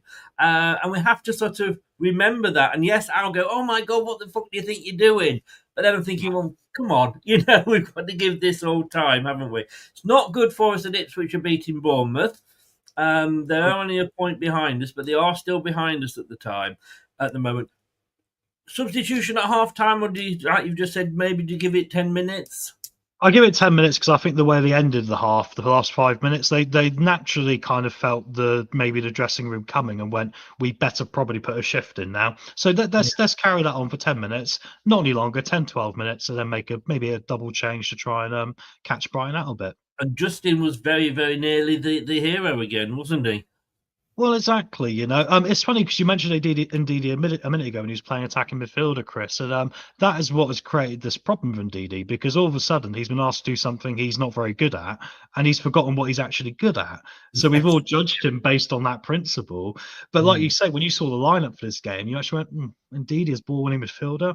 Yeah, I'm kind of comfortable with that, because when he just does that, he is fine. So hopefully, Chris, we'll build on from here second half, and hopefully we'll get a lucky break in a minute as well, which you do do need a bit of a flick on from Vardy or something to McAteer, and then we're there. And finally, one last thing before I let you go. Madsen Manson, what a game he's having again. He's a world-class goalkeeper, isn't he, Chris? He's he's unbelievable. That is the thing we have in our favour for a relegation scrap. We know our goalkeeper is actually the best of all of them. I'll put everything on the line for that. He's that good. Yeah.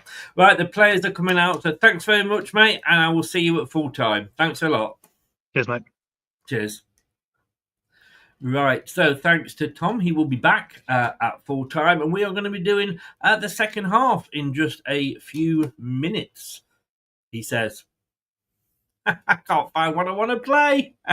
Here we go. Subscribe to our YouTube channel now and make sure you never miss another upload. Leave a like now. Ring the bell.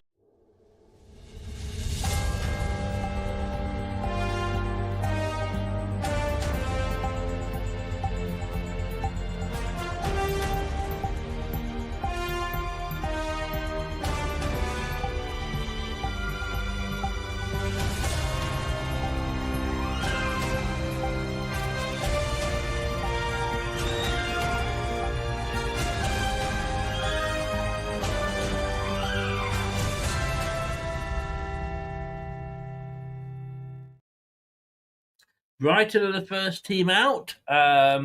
It's a bit of a wet one.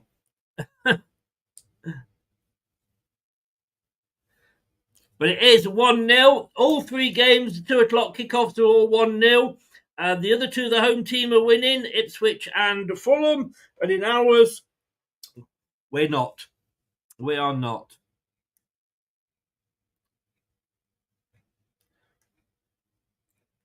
Yeah, Ruud is talking to this. Apparently, this coach, which is apparently he's very innovative. So fingers crossed. Fairness, Welbeck, I think is having this is his Indian summer in his career. There is a change, but I think it's for Brighton.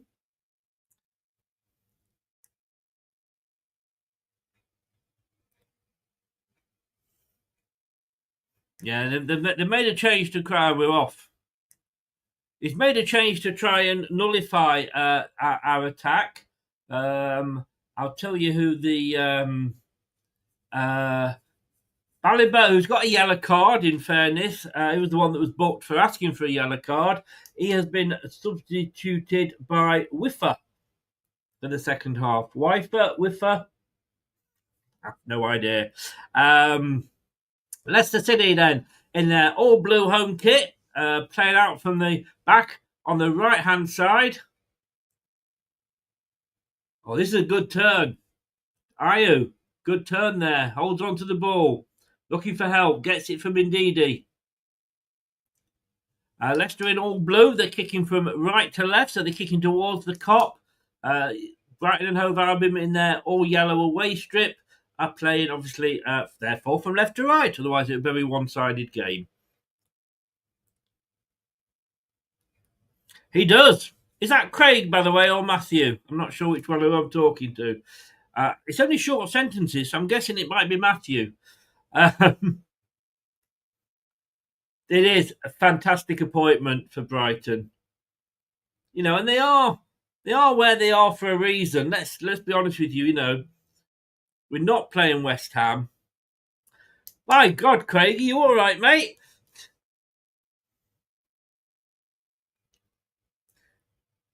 I think we should do our shows just typing. That way your answers are short. George, well, let's hope so. Again, another good turn by Ayew. Plays it out to Christensen. Vardy's in the box, but Christensen again just doesn't quite get the ball through. Ayew closes him down, but doesn't get it. But Leicester win it back. That was Christensen closing it down. El Canoes running in and nipping the ball. Plays it out to Christensen. Chips it into the box. Vardy didn't quite get on the end of it. Didn't get the contact he wanted. That's a good start by Leicester to this second half. And I've got to say, I know you don't like him, Ray, but Ayew, couple of good balls that he had there and lovely turns. And he lost it out, but Christensen won it back. He lost it. El Canoes came in and nipped it.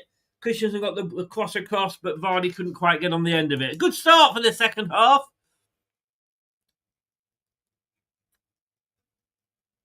Well, good luck. I hope I've got a side here. I've not opened it yet. Maybe in celebration if we score.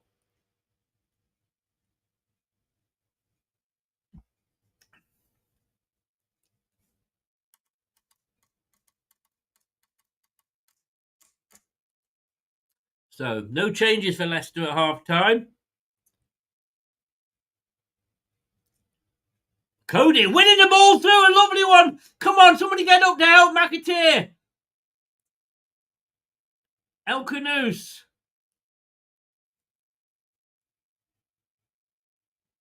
That was a great break, but the guy was up there on his own.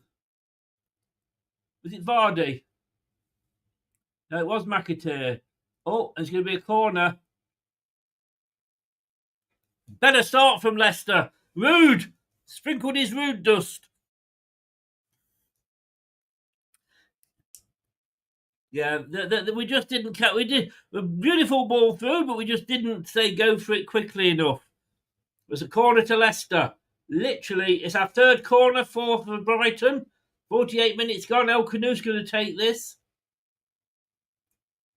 Just puts to make sure it's in the triangle for the linesman or assistant referee, whatever they're called these days. Waste of time. It's a good. Well, they haven't got it away yet. Now they can with Brighton. It was a bit of a head tennis there. A long ball forward. Has it stayed in or has it gone out?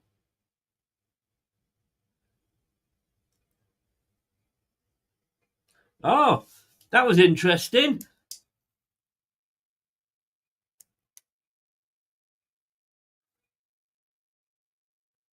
And Didi and Pedro coming together.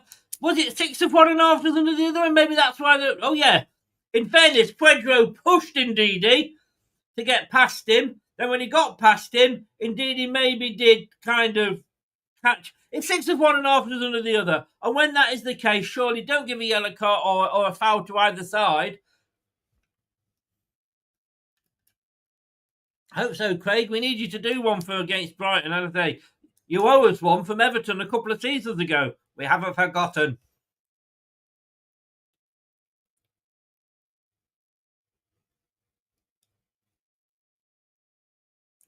So what's happening here? Not sure at the moment. Pedro's been booked, has he? Another booking for Brighton.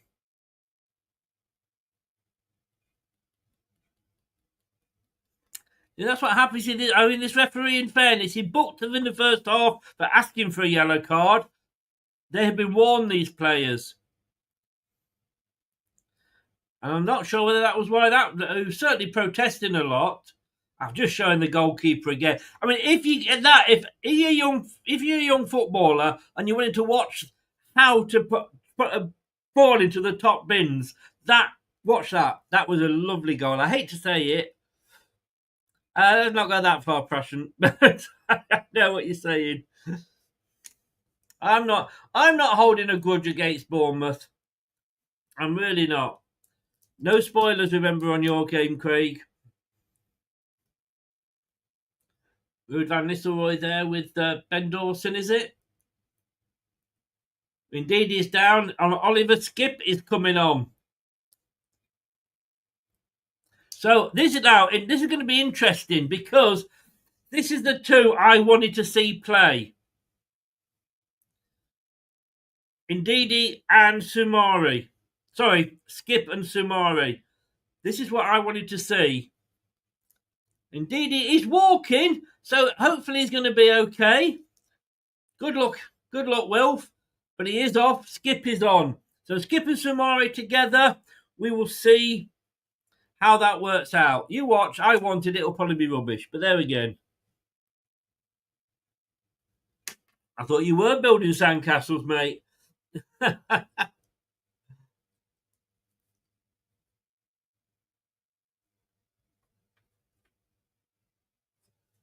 Just sorting my bra out here. So Leicester coming forward now. I like Skip. I know Brad's not a Skip fan, but I do like him. Oh, Vardy, that was a good move. Again, a good move by Leicester. But Vardy was kind of crowded out.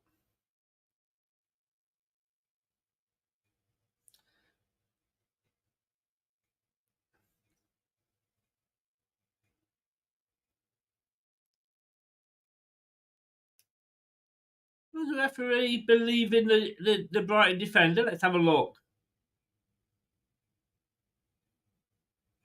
It's hard to see. It looks like it should have been a corner. I think Van Hecke actually put his hand up as if in good luck, and the referee said, yeah, you're right, mate.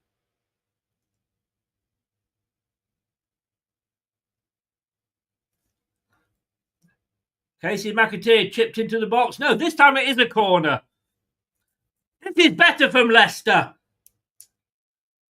The Ruud Van Nistelrooy effect at half-time. Arsenal have equalised against Fulham. Fulham 1, Arsenal 1. Bournemouth, it's over to you. So it's this corner here. Christensen, I think it is, taking the corner. Didn't know he could take corners. McAteer's waving his hand. I don't know what he's doing. Oh, it's not a good corner. I don't think he connected with that at all. It was a daisy cutter.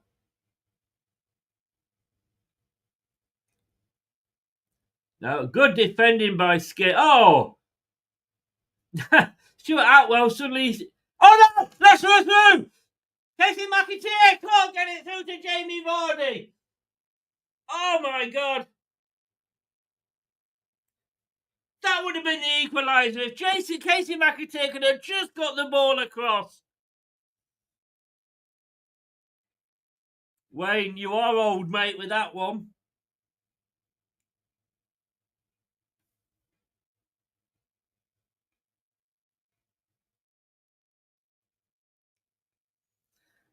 I mean, McAteer had a brilliant run, just couldn't get the ball past the last defender.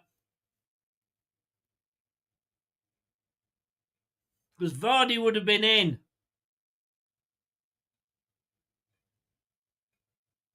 And then we said that as soon as I said that, we give it away. But this has been better from Leicester. Back to the goalkeeper. Vardy is running. Or was it El Canoes? One of them there was run. I think it was, well, one of the two. But Brighton coming away now. We've got to be careful that we don't waste this good period. And it would be so Leicester to concede a second just as we're on top.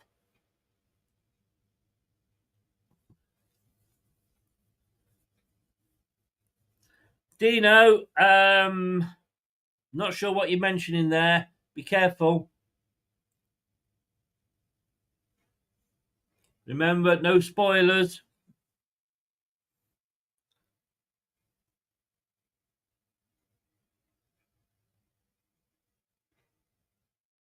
My God, he almost was bent double to head that out, Vestergaard. So it's a corner.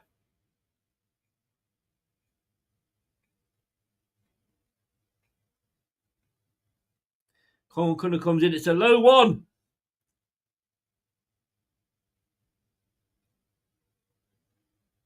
Oh, Vardy loses it on the edge of the box.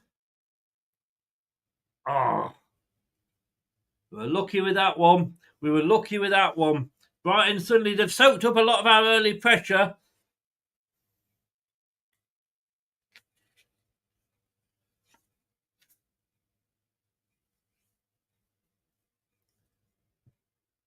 Yeah, Cody just marking him there, and he just basically couldn't control the ball. But Brighton come away again. Brighton are getting more and more into this now.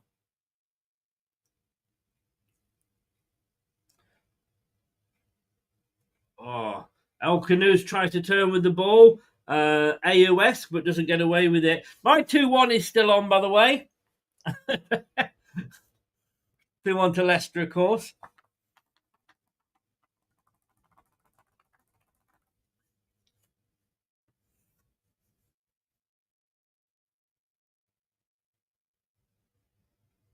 The Arsenal look like they're scored from a corner again. So Leicester, I think Brighton now are just trying to take the sting out of the game. Oh, well won by Canoose. Casey McAteer on the far side, having a good game.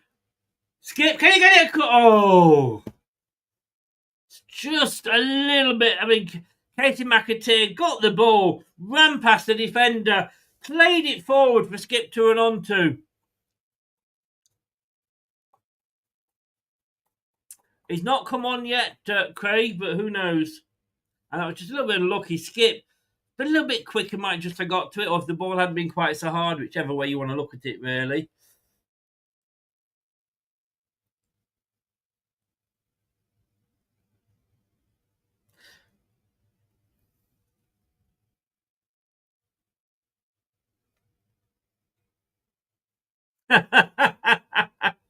Oh, God, you don't want much, Wayne, do you?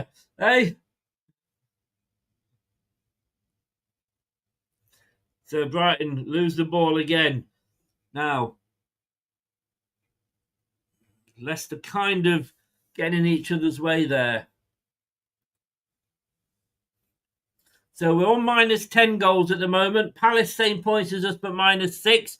We had 2 really bad games, of course, where Man United and Brentford that stuffed us with our goal difference. But not as bad as Southampton are on minus 20. It looks like that. Looks like that period of pressure from Leicester has been sucked up by Brighton. Go for a ball over the top there, but it goes out for a goal kick. 83 in. Let's smash those lights. How many lights have we got?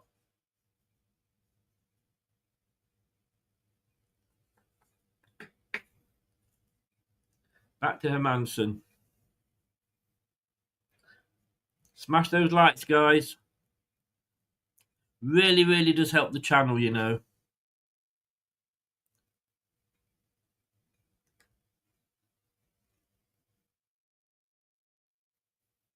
Fashat, what do you need to be told? How many times do you not understand English and not listen? We just say, no spoilers. You're lucky I'm in a good mood. Otherwise, you'd have been kicked out permanently. 40 likes, guys. 80 in. Let us have another 10 likes. Come on. 50, and that is a good one for the channel. So, Leicester, are you? I hope it's not Mavadidi. I hope it's not McAteer coming off this time. Yeah. Don't worry, mate. Don't worry. He was talking about a substitution.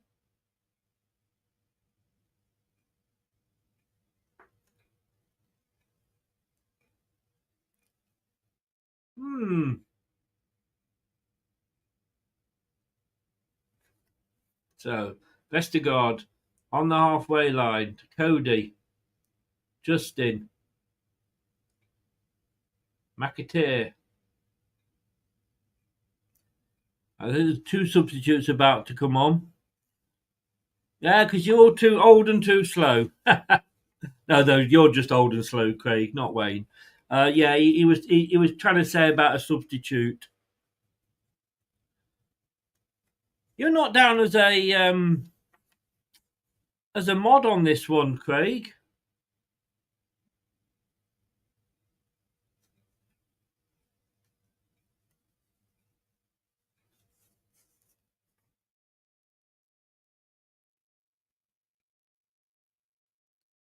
So McAteer has come off, and Ayew has come off, and we've got coming on Dakova Reed.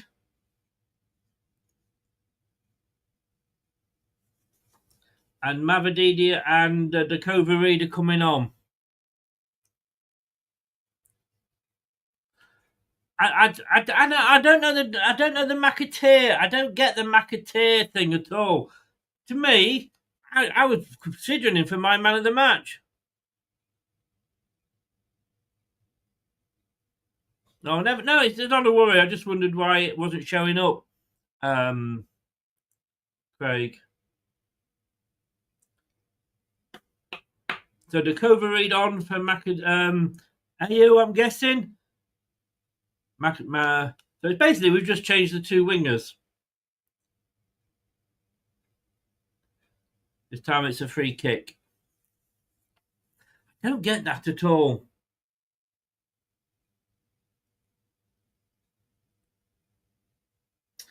"64 minutes gone. Fulham 1, Arsenal 1. Ipswich 1, Bournemouth 0. Leicester 0, Brighton and Hove Albion 1.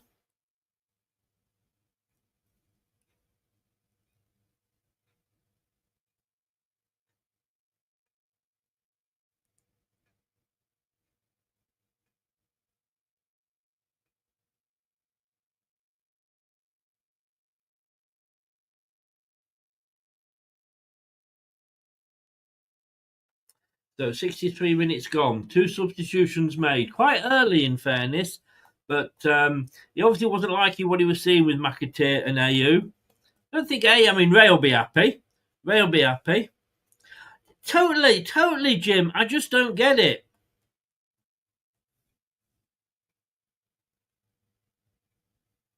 And Mavadidi's not come on, has he? Oh, yeah, sorry, yeah.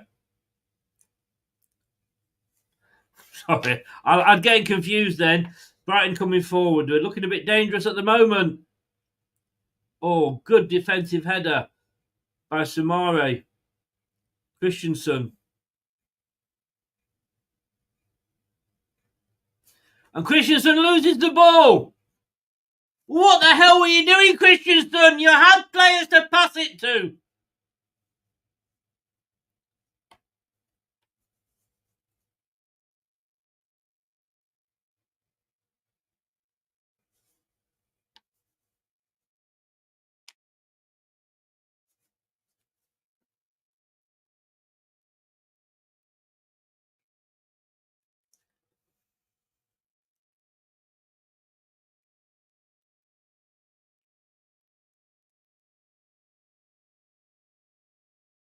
Aberdeen loses it out there.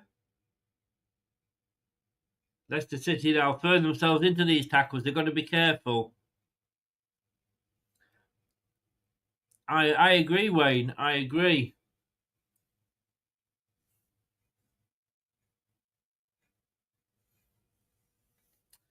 Ayo, I get. I mean, I don't think he was having an awful game, but he wasn't having his best game by any stretch of the imagination. I would have to agree with Ray on that. I don't understand McAteer. You know, you're 1-0 down.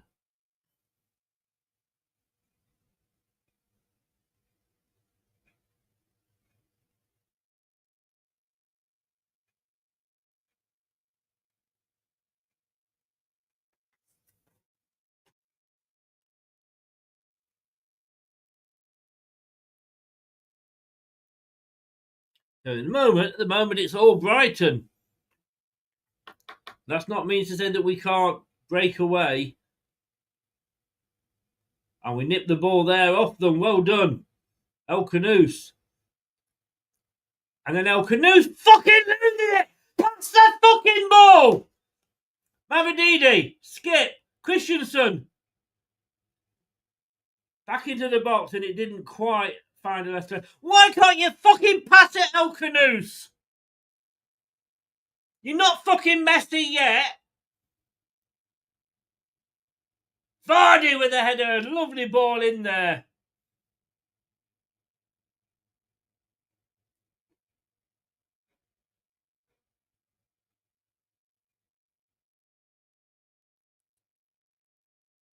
That is so frustrating with El Canoes. He's going to be a brilliant player, well worth the 20 million, but don't go for 4 tackles when 2 and a pass will do. Oh, Trevor Reed sold a dummy there. Ruta coming down this right-hand side. Christensen's backing off. He goes inside. Chips it into the box. Oh, goes over the top and out for a goal kick. Hand chill.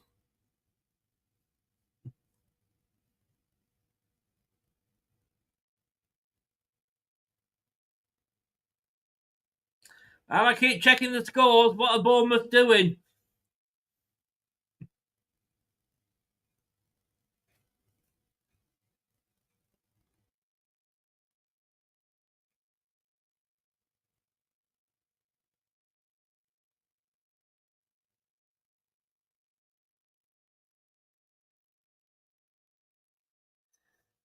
Cody passes it back to Hermansen. Christensen onto the wing. Mavididi goes past his player. I thought he was held back there, but he wasn't. But again, he tries to cut it inside and he loses the ball. Out for a Leicester throw-in, though. Christensen comes up to take it. Throws it back. Towards Vestergaard. Skip.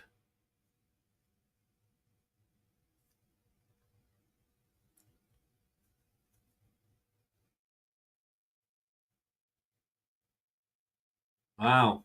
Brighton are making 3 changes.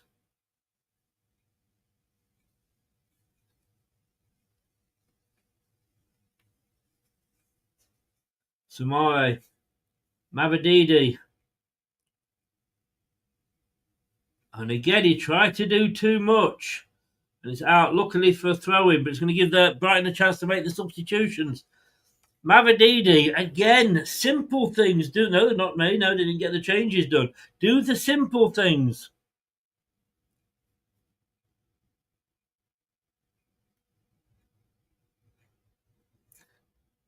He did well then there, though, Mavididi. Heads it into Vardy, doesn't connect with it.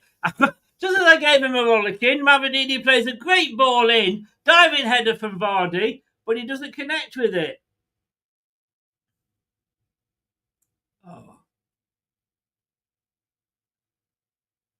Let's have a look. Comes over. How close was it? Oh, it was very, very close.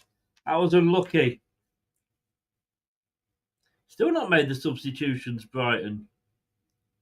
Now they can. Now they can.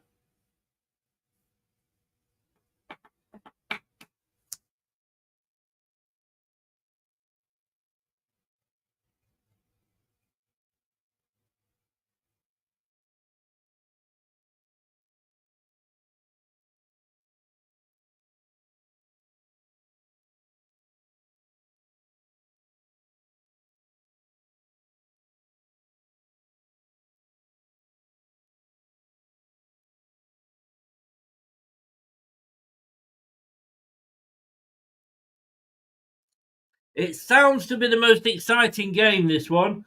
O'Reilly, Welbeck's on, and Minter are all on. Oh my God, that's what we don't want. 20 minutes to go. If we can get anything, it's looking probably like a draw.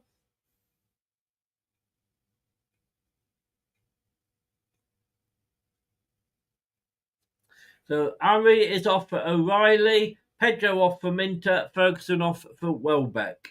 It's free kick to Leicester on the far side. El Khanous chips it into the box. Leicester are attacking it.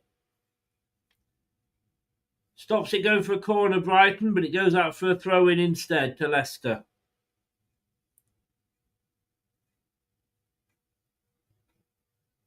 I had Bournemouth to win 3-1. Jakova Reed plays it into the box. It's a good ball, but Vardy did not get it. If he got in front of the goalkeeper there.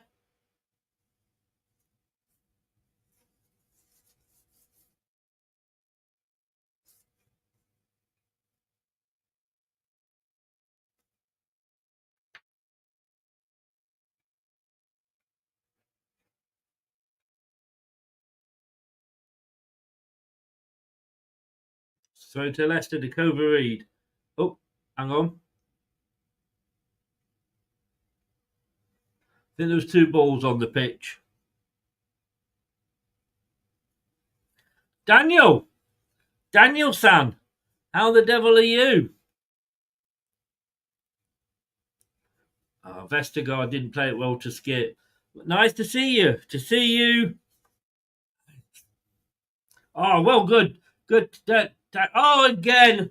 Good tackle. We won the ball. Brilliant tackle. I think El Khanous there chipped, but it was chipped just too hard. I know. Let's go. Have we got to give this team time? Because we played this same team twice, basically, before the substitutions. Do we have to give this a few weeks to maybe get into it? I mean, we've got Newcastle next. I know. Duck's arse time. Are you working, Dan? Prashant, you've got to watch out for those. I've timed you out, Prashant. Next time it's a permanent one. No spoilers. Can't make it any more simpler. That is your warning.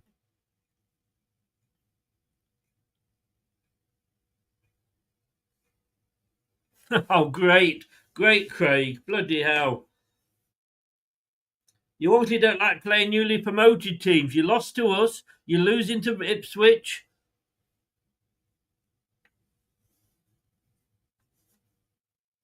I did ask him a question, Jeff, in fairness.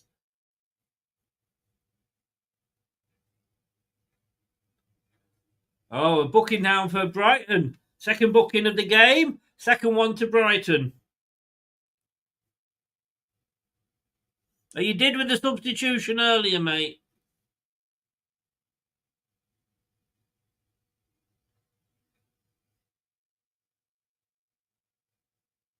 Oh, I mean, in fairness, they did arrive at the same time as the commentators just said, but unfortunately, the bottom of his foot did go into Samari's ankle. He's hobbling. I wouldn't upset Samari if I was you.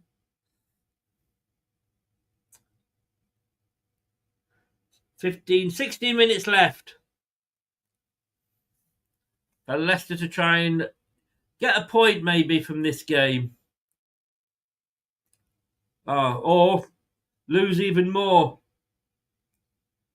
Christensen slid in there to cut the ball out. Back to Hermansen, who boots it upfield into the opposition half, and we get a throw in. Arsenal are nearly going ahead against Fulham. I've got a really busy night, mate. Really busy night. I've got to write my report for the BBC, and I've also got to write a report for Francis Rossi.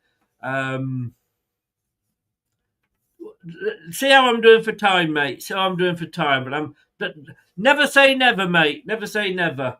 But at the moment, I think I've got a lot to do. Things that bad.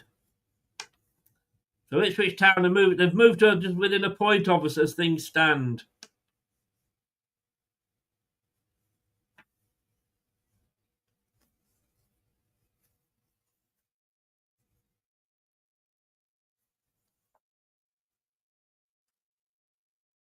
Welbeck now plays it out to the side, gets it in.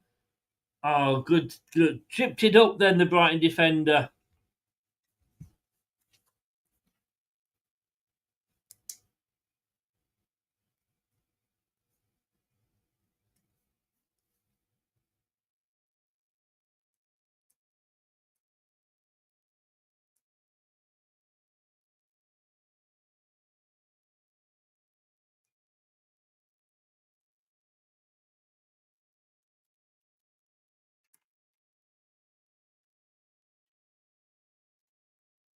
So can Leicester now. Brighton are kind of controlling the game at the moment.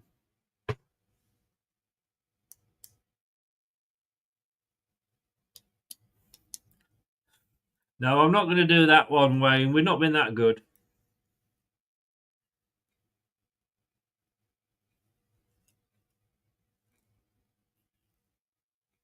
Booted clear by the goalkeeper.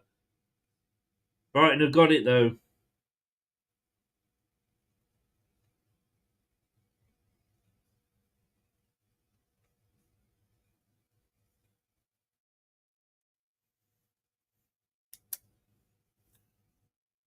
Brighton slowing things down here.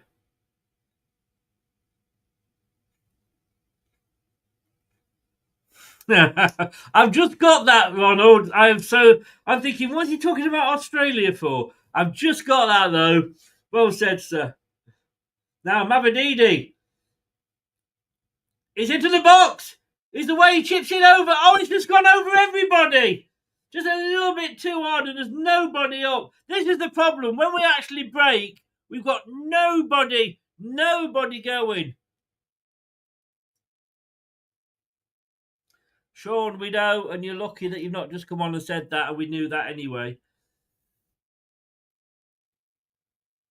Oh, Recovery doesn't keep hold of it. It's throwing to Ipswich. Equal with the, in line with the penalty box.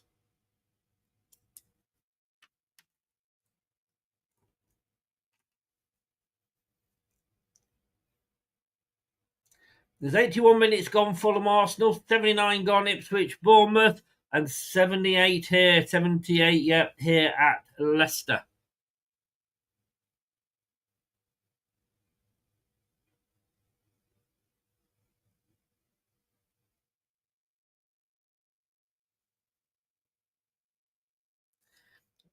Maybe taking his time a little bit too long there, the Brighton keeper. Is this the winnable game for us, by the way, guys?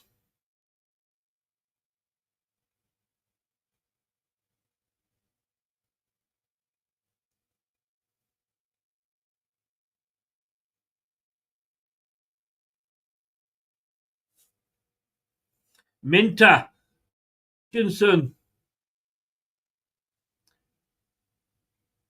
Tristan Turnhill is 2-0. 2-0 to Brighton. Game over, I'm afraid.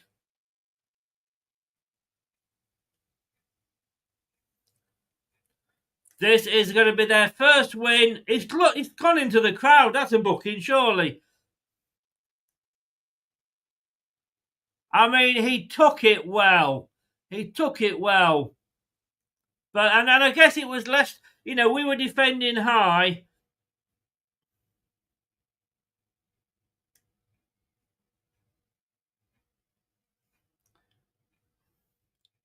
I mean,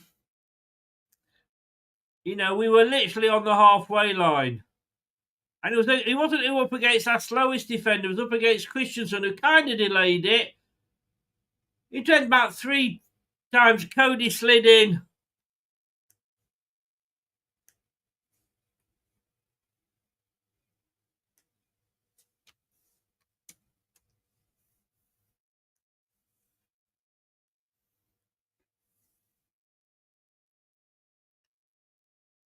Oh, fast on for Vestergaard. Well, we might as well just give them the points, mightn't we? And Daka on for Canoe, so we've got Vardy and Daka on together. Interesting.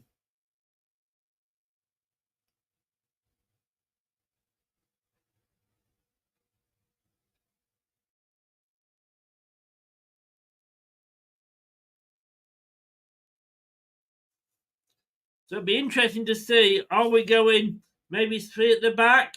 Maybe they'll put Fass in for a bit of speed. But Daka is on. Can Daka do what Daka does?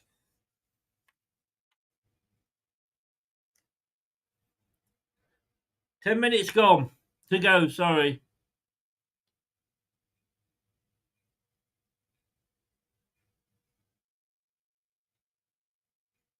That lasted well, Wayne. That's my trick usually. Could be worse. Could be worse here as Brighton come forward.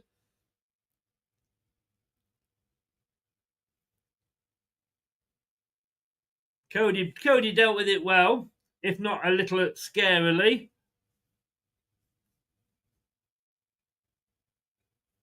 The Leicester, can I just say, Leicestershire Live, you made one comment at 62 minutes, and then your next match comment was 73 minutes.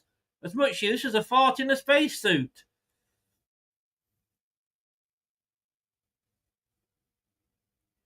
First win for Brighton in the Premier League at the King Power Stadium.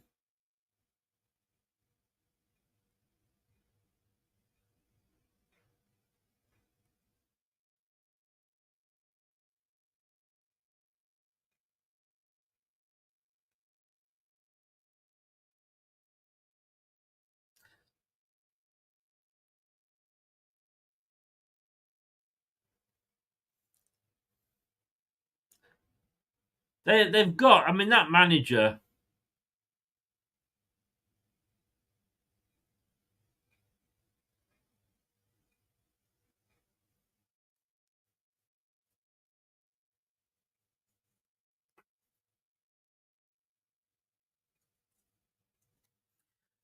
How much are we missing Buenete?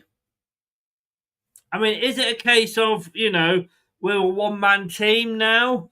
73 likes in. Have we got to the 50 likes yet? Come on, guys, please. Skip gives it away, but Dakova Reed tries to get it back but doesn't, and Brighton can come away again now.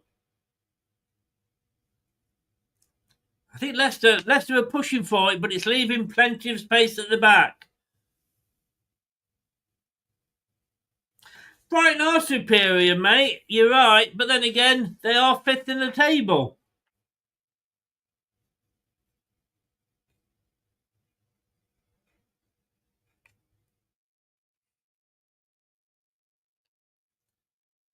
Right, come away again. Minto went for a second there. Tried to do what Lamptey did in the first half and find the top corner, but he was sliding as he kicked it. And he did what we'll call, he did a schlup.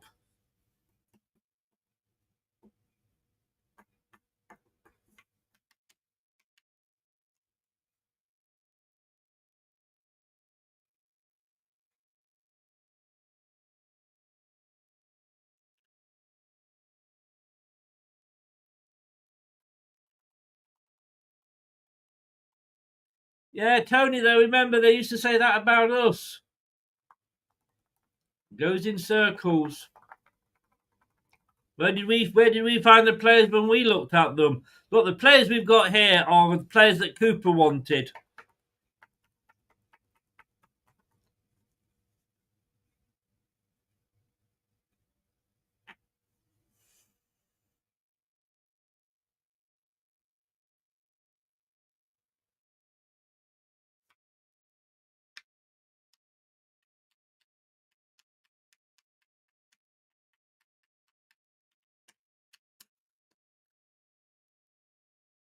It's not that bad, John. This is a better performance, even losing, than any of Cooper's.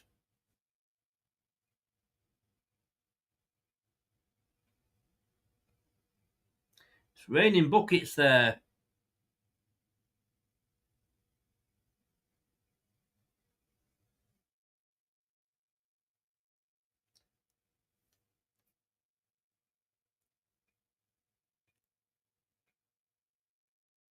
So we're not in the bottom 3 yet. It's still Ipswich, but we're on the same goal difference as Ipswich, -11. Skip, looking for an outlet. Finds Dakova Reed. Yes! Jamie Vardy. Who knows? Who knows? Ruud Van Nistelrooy trying to get the crowd up. Dakova Reed. I always said what a fantastic player he was. Chips the ball into the box. Vardy on the end of it.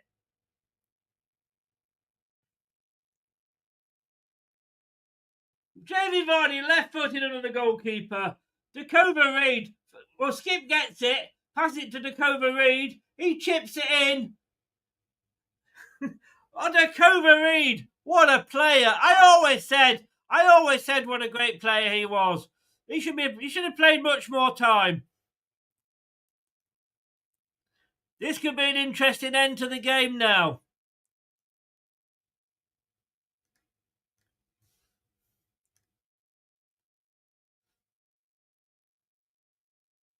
Go! Back of the net.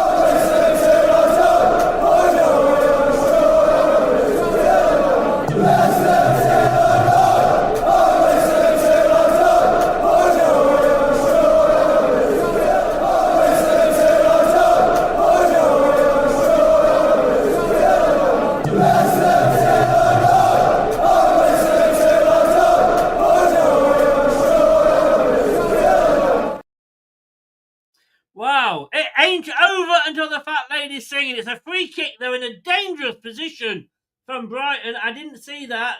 Samari's been booked, so I'm guessing it's a Samari foul.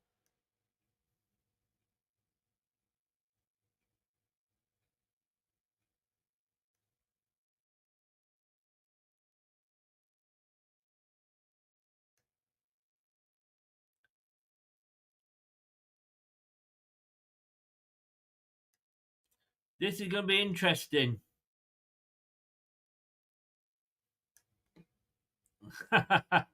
Yeah, it's a Brucey bonus. Dakova Reed is being the draft excluder.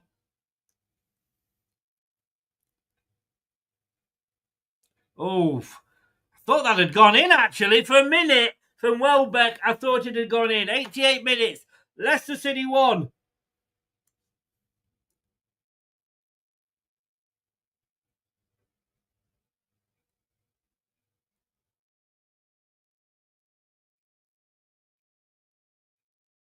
Bournemouth have equalised. Bournemouth have equalised. Well done. Don't know who's got the goal. I'm sure Craig will tell me. Bournemouth have equalised. Arsenal have gone ahead against Fulham. Late goals again. A big kick upfield by Madsen Manson. It's out for a Leicester throw.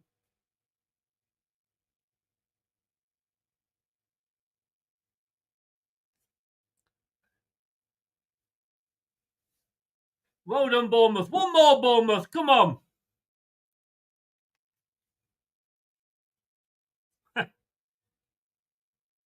Samara, it's headed clear, but it's a throw-in for Leicester. 89 minutes just and 10 seconds.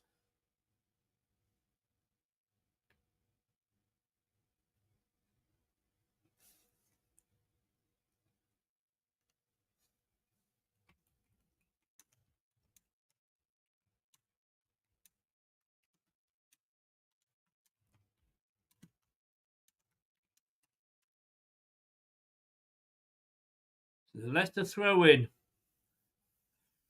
We've scored a few late ones. No, the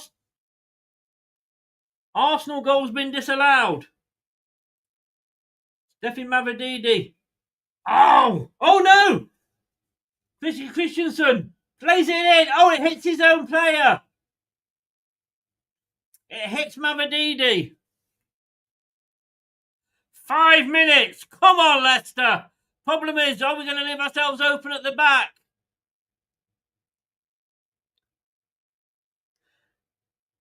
Mavididi to Vardy again.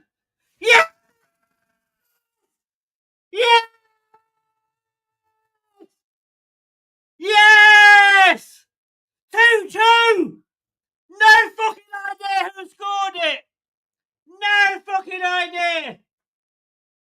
Dakova Reed, man of the match. It's got to be, hasn't it? I've always said, what a player. What a player.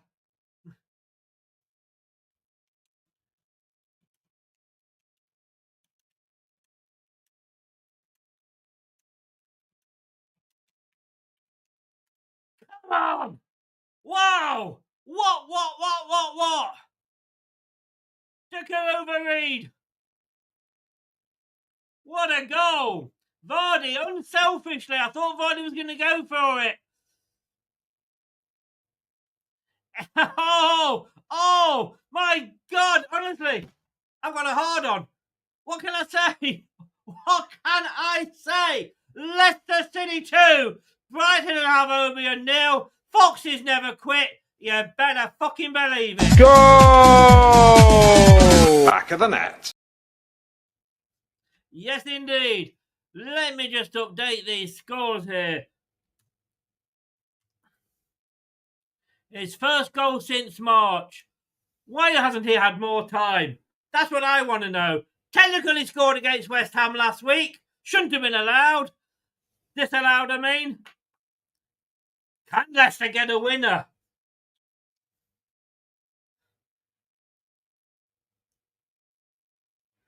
"12 points from winning positions. That's what Brighton have lost. Have dropped this season. Oh.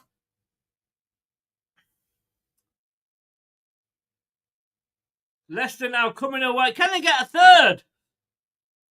And who's not on the pitch, but can we get a late winner? Yeah, well, Wayne, you were right at the time. Vardy 2 in 2 for Ruud, yeah, and Dakova Reed technically 2 for 2. No way.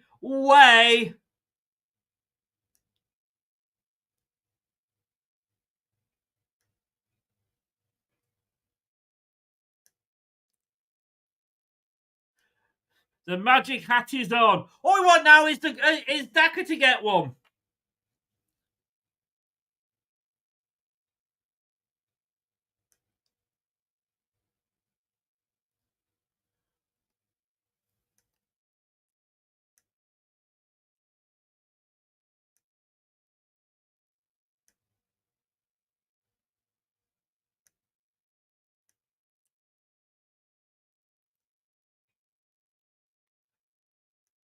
I'm not sure the spoilers. I'm not sure.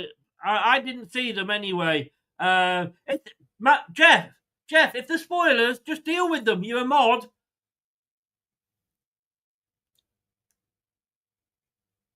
Wow. Wow, just wow. Oh, no.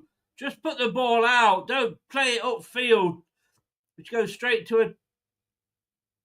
Oh, Welbeck shoots, but thankfully it's straight at Christensen.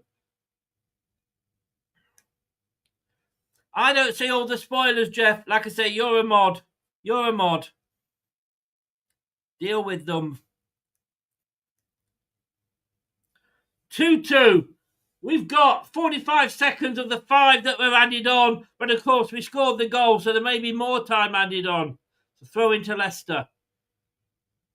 Daka leaves it for Christensen. The rain is coming down. 2-2. Bournemouth have won! Bournemouth have got a second goal! Get in, Bournemouth! Get the fuck in! That will do. Sumari, twinkle toes. Free kick. So free kick to Leicester. Sumari had twinkle toes going round then.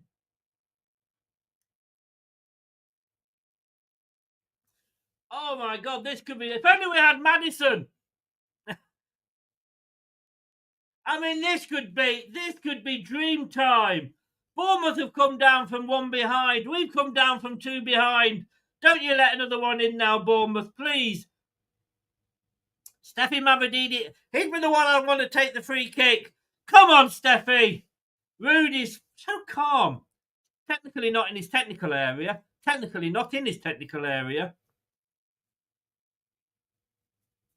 Who knows? Who knows? This could be absolutely unbelievable. He's just rolling his ball. No, that's not a euphemism for anything.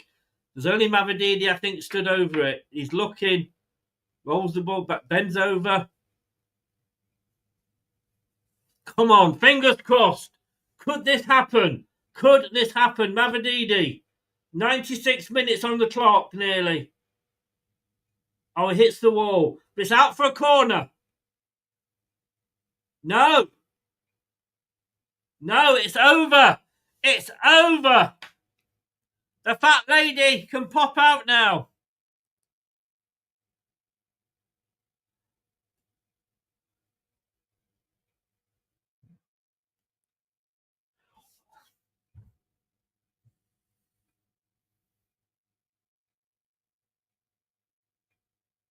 I am physically knackered. Should the corner have been allowed? I don't know. Look, 2-2. Fulham 1, Arsenal 1. Ipswich Town 1, AFC Bournemouth 2. Thank you, Cherries. Leicester 2, Brighton and Hove Albion 2. I'm losing my voice. I'm losing. Look, at 2-0 down, Johnny. Yes, would we not have taken that? Leicester are up to 16th with 14 points. We are now 5 points clear of Ipswich Town. Guess where I'm going? Those plants, they're calling my name. And I need a break. We'll be back in a few minutes with the post-match reaction. Look at that score across the bottom. Just look at that score. Leicester City 2, Brighton and Hove Albion 2. We've 4 minutes to go. We are 2-0 down. We get it back to 2-2. I've got to take my ears off because I don't want to listen to Champions League music. But thanks very much. We'll be back in literally 2 minutes. And we will be talking post-match. Get that heart going, Chris. Get that heart going. Oh, that hurt, actually. We'll be back in a few minutes. Oh, I don't know if I'm going to last the night. I fancy that beer now, Craig. I'm not joking. Oh, dear. See you in a few minutes, guys.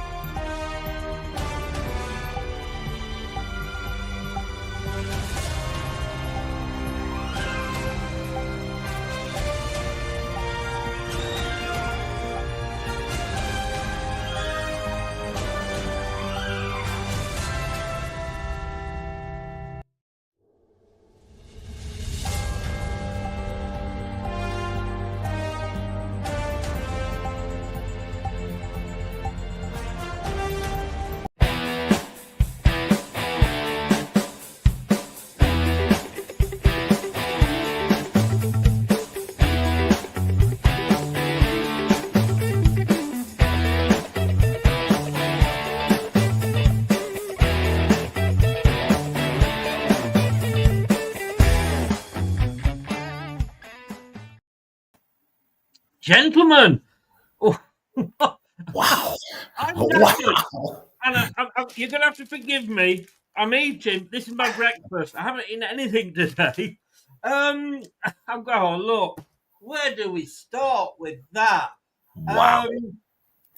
Right, I tell you what I'm going to do. I'm going to start with a hypothesis. Well, first of all, let me just go through some of the comments. I'm trying to catch up here. Johnny, understatement as always. Point better than nothing.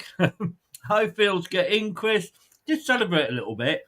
Well, better than a draw than a loss. I have no words. I need alcohol. Thanks to Bournemouth. Thank you, Bournemouth, for what you did. You may have cocked it up for us when you played Everton a couple of seasons ago, but I'm going to say I love you. If you were here now, Craig, I would give you a big wet kiss. And that is how desperate I am. Ray, amazing. It's the most positive thing he said today. Alcohol, I can't even type. Well, fantastic. Vardy was superb. I like the teamwork. Craig, congrats and thanks. There's 1 point gained, not 2 points lost. Indeed. And let's get wasted. Why did they do it to us? It's football, mate. It's football. Fabulous comeback. Applause to both of us. Blues go marching on. Navadidi has to start against Newcastle. Played a massive part.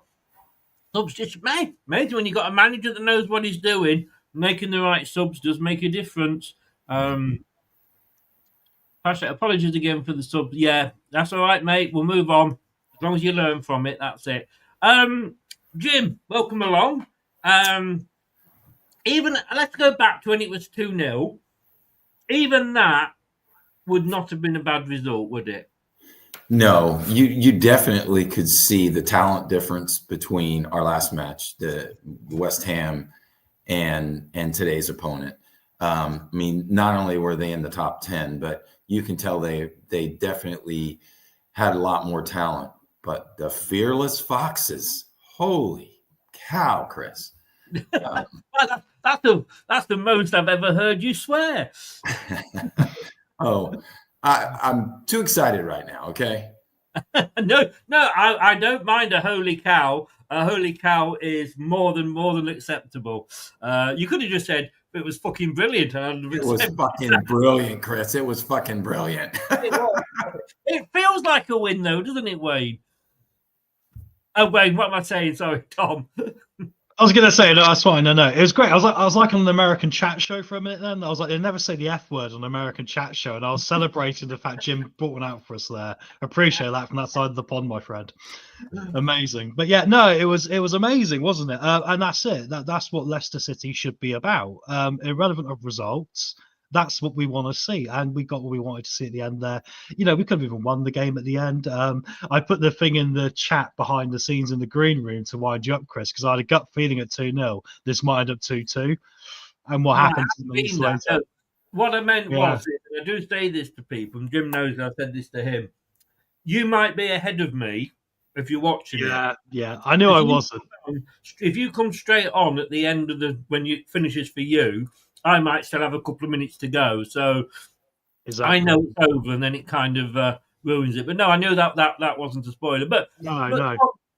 Even at 2-0 down, I thought the performance was better than, most of what Cooper was dishing up.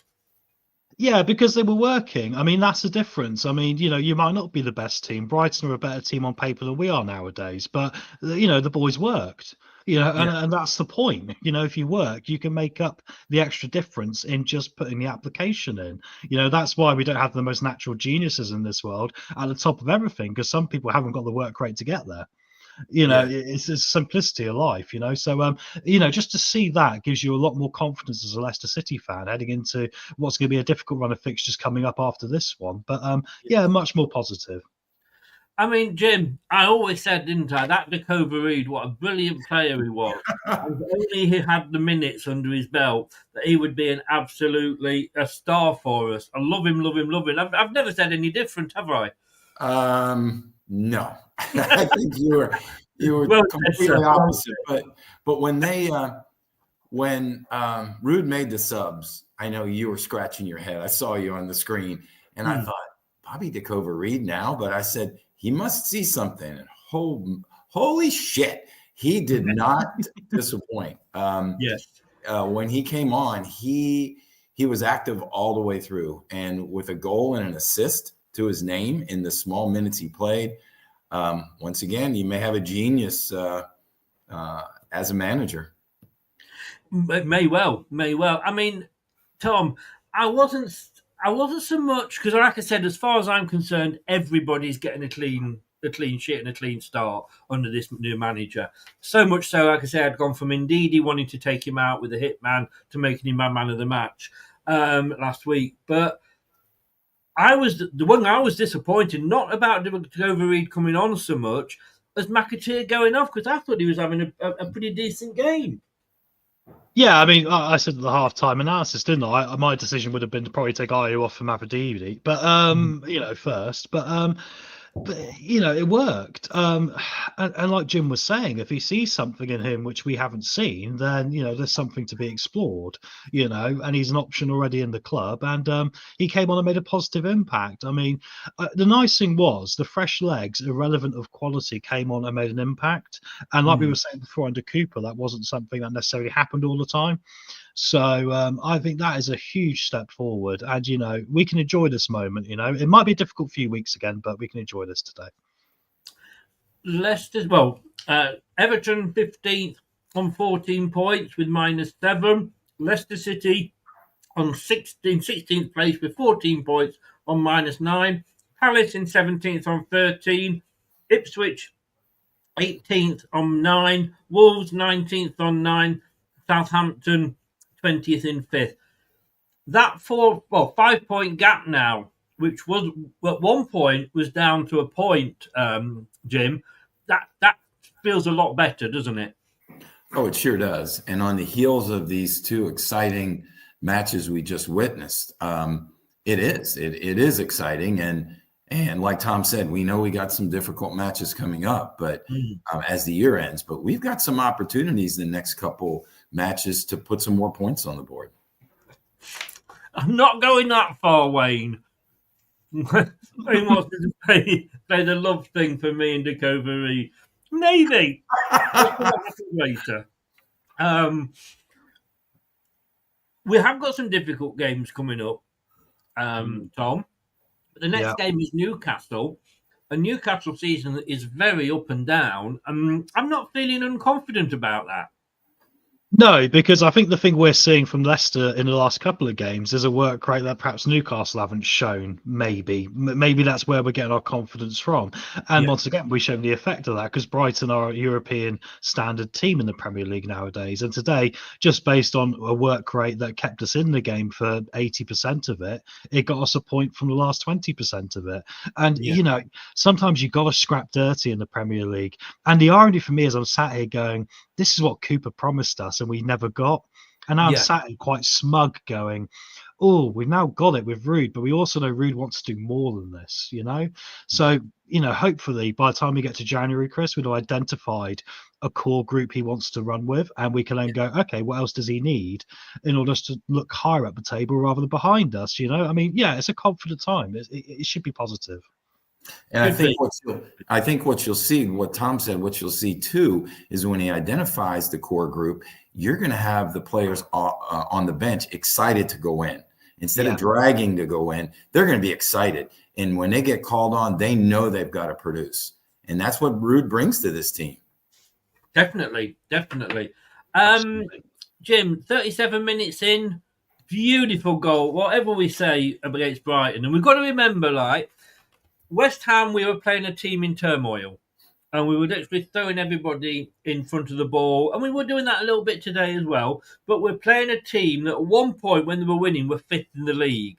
So, it's like when we played Forest, we're not going to win every single game just because Ruud's in.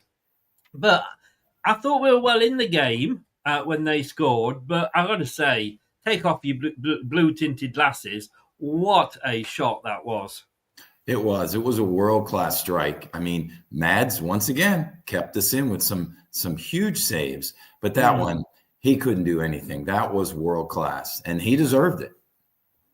He did. I've just realised that in the pre-match video, Kate went 2-2, so there'll be no holding her when she comes on Milner. She got it right. But and what I was also pleased to see, a couple of minutes later, Tom, and there was a foul on a Brighton player, and I can't remember who it was, but the Brighton, one of the Brighton players was, because I thought it was a booking and I was going mad that our player had got booked. I don't know why, and then I worked out, it announced afterwards that it was Belieber from Brighton for asking for a yellow card. I'm thinking, all right, you criticise your referees, and I had to go at the referee in that first half, but well done to the referee, Stuart Atwell, for booking a player for asking for a yellow card. Yeah, and do you know what? Let's do something very rare because he didn't have the perfect performance, but I No. think it shows you also as well the standard of maybe where the Premier League is nowadays. I think Yeah. that was one of the better Premier League refereeing performances you've probably seen all season. I even think controversially taking the blue glasses off, that free kick Brighton one at the end, he could have felt the pressure from the Leicester fans, our fans, not to give it, but it was a free kick. Yes. It Yeah. probably was, to be real. I mean, it would have sucked if it had gone in, but you got to call it for what it is because I believe in the karma. Oh, he of has it. that. That's what they say. That's You what know. referees are there to do. Yeah, so Well- I think he did. I think he did the best he could, and I think he was all right overall. He did get one or two things wrong, but isn't this the point of why we get funny about VAR? Because like VAR makes you now want to get every decision right, which means as soon as a referee gets one thing wrong, it's a bad game. But if we didn't have VAR, I think this would have been a fine refereeing performance. But there you go. Indeed. Look, Luke is in. Hi, Luke. How are you doing? If you're not live, let me know if you want to come on and have a chat, mate. I don't know what time it is over there in Australia, but if you want to join us, we are one down.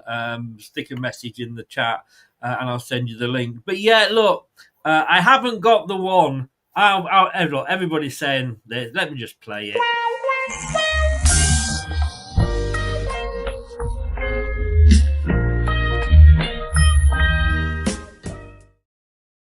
The Cova Reed, we love you. Indeed, he's off, and we're waiting to see how bad the injury is. It didn't look too bad, Jim. And maybe it was a case because in the past we've kept players on and brought them back too soon, etc., etc. Skip came on. Your thoughts? I mean, that was 52 minutes. Your thoughts on Skip? I mean, I thought he did all right when he came on. Yeah, and back to Ndidi, I thought he was doing okay. I thought he was doing okay. He's in his position, as we mentioned last week, that he's most comfortable in. He knows what he has to do. He doesn't have to try to do something he's not familiar with. So I thought he was playing well. The difference with Ndidi, you get maybe more aggressiveness, strength, maybe a little quicker. I think with Skip, you get smarts.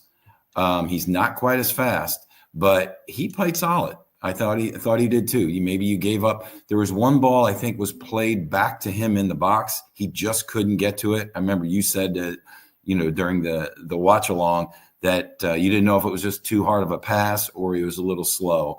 But I think you give up a little bit of that speed and aggressiveness. But he's a smart player, and I thought he did well. Yeah, I've just changed Brad into Luke. I realised it's not Luke, it's Brad, and he can't come on because he's just having a moment that I've just played. He's with Jess. Yeah, we know what you're doing. He's having a Dakota Reed moment. Is Brad? He'll kill me for that. But he does ask a question. Stick with you for a second, Wayne, then come to you, Tom. Wayne, well, I'm determined to say Wayne on air. Stick with you for the moment, Jim, then come to you, Tom. What was more impressive, coming back and beating Southampton or coming back and drawing with Brighton? Drawing with Brighton. I just think they're such a better squad. And like Tom said, we just had the fight in us. We kept the fight in us. Even some spots in the match where it looked like Brighton was taking over, we didn't give up. And that, to me, it was the most exciting thing. We did not give up.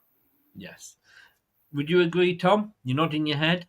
Yeah, I would. Yeah, I think the Southampton game, we weren't really there for 60 minutes. We didn't put the work rate in. I think in this one, we put the work rate in the whole time. And we were knackered on our arse. And to actually go and do it when you're even more knackered is actually more applaudable. So well done to them. Yeah. I've got to say, 71 minutes, a team that, all right, they were only 1-0 up at the time. But to then suddenly be forced into making 3 substitutions, did that sort of say more about Leicester than it did about Brighton? Oh, sorry, I'll come back to you. I'll stay with you with that one, Tom. Sorry. Yeah, I think it showed they were concerned enough about the way the momentum of the game could go. And once again, I also want to say well done to everyone in the stadium today as well. If anyone did go home 5 minutes early, which there might have been a couple, they missed out on, quite at the end of the show. I think they said there was a few that had gone down to the concourse. Yeah, and the shame of it is, Chris, is that we've all been to the KP, and a lot of it is just the traffic's blooming awful, and it's nothing to do with the actual football. It's just if it was more accessible, it wouldn't be a problem. That's on the town planners, isn't it? I used to go regularly with my mate, and he'd drive one week, I'd drive the next home game, whatever. Yeah. We used to have a deal that we would leave, depending obviously on the extra time and what have you. Usually with about 3 minutes, we'd be stood in the concourse watching it on the telly. So that once that final whistle was on, we were out, working our way to the car so that we could get out of Leicester. 100%. And the narrative in the press is that you're bad supporters. Like, ultimately, I love my football club, but I can't be sat in traffic around the ring road for 5 hours. No, who can? I mean, I support the I'm Leafs like in Toronto every day. I'm a bad supporter, but I'd got a 3.5 hour journey home afterwards. So, exactly. Yeah, so I think it was good, yeah. Jim, 2-0 down straight after that. Kind of surprised. Do you think we'd left big gaps open at the back? I thought our central defense played well. For a while, I thought I didn't hear much from JJ or Christensen. I mean, maybe that meant that they were doing their job, but I don't think there were gaps. I thought we were decent. Remember, their 2 goals were world-class strikes. So I don't know. I'm interested to hear what you guys think. Tom, we had enough chances to clear that second goal, didn't we? I mean, he twisted and turned. I'm not sure was it Vestergaard who literally went in with a slide that was like, well, it looked like Cody. It was Cody. Was it Cody? It was Cody. Thank you very much. Yes, you're right. It looked like he was on the I'm a Celebrity Cyclone game, the way he went in and slid on the water, left it open. So could probably say it might have been his fault. But your thoughts on their second goal? Yeah, I mean, ultimately, your luck runs out sometimes, doesn't it? I mean, there was a great header off the line from Ndidi from a corner in the first half. A lot of things that we can accidentally brush over and completely forget happened, which we stopped in the first half. But by the balance of play, I actually think 2-0 to Brighton was probably the right score for that moment of the game. And not trying to be harsh to Leicester, I think it probably was. So I think eventually our luck ran out in that moment. But it's funny, I was very forgiving of it straight away because I kind of felt like, well, this is something that naturally can happen when we're trying to make something happen. As long as we don't forget we're trying to make something happen, this doesn't matter. And that's the great thing about it. And I'm hoping that's what Ruud was saying to them with the positive changes as well. Because as a manager in his position, I'll be saying that to him, say, don't worry about it, keep going. They're worried. That's why they're doing what they're doing, right? And it was proven right. Totally. Kate's on her way in. I just realised she just messaged me. I haven't sent her a link. I would explain why she's not in yet. Ipswich losing again is massive. It was. We had Craig in earlier. Look, he's a big friend of the channel, and he was obviously a Bournemouth fan, has a Bournemouth channel. So yeah, we thank them as well. Let me just bring Kate in. Kate, 2-2. You were spot on. Desmond. Oh my God, the weather is absolutely hideous here. Can you hear me all right? I can hear you and I can see you wet through. Yes.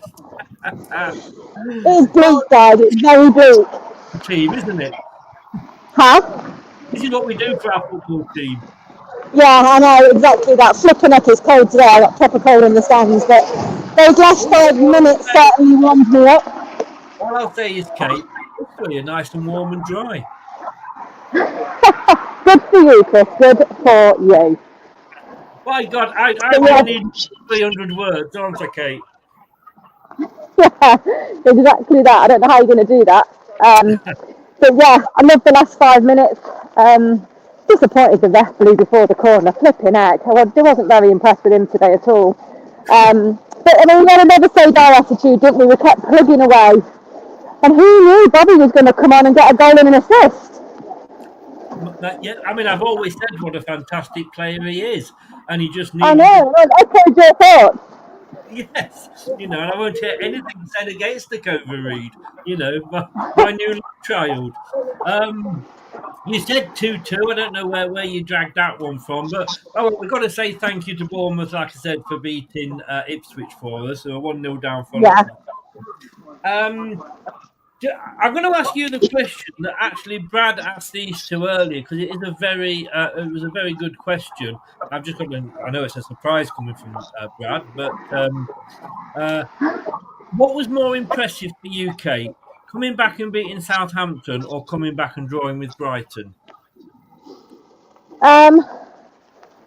I think the Southampton one just edged it because we actually won. If we'd have won today, it may have been a different answer. But I just was really proud of the way we plugged away. And I think defensively, for the first time this season, we were actually a collective and we defended as a unit.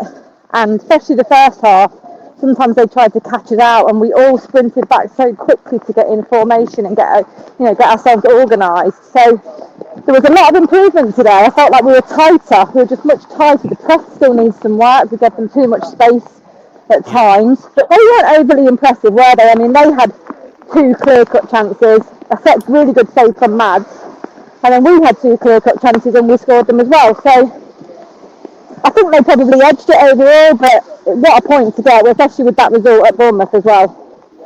Do you? I mean, at 2-0 down, and I was asking the guys this.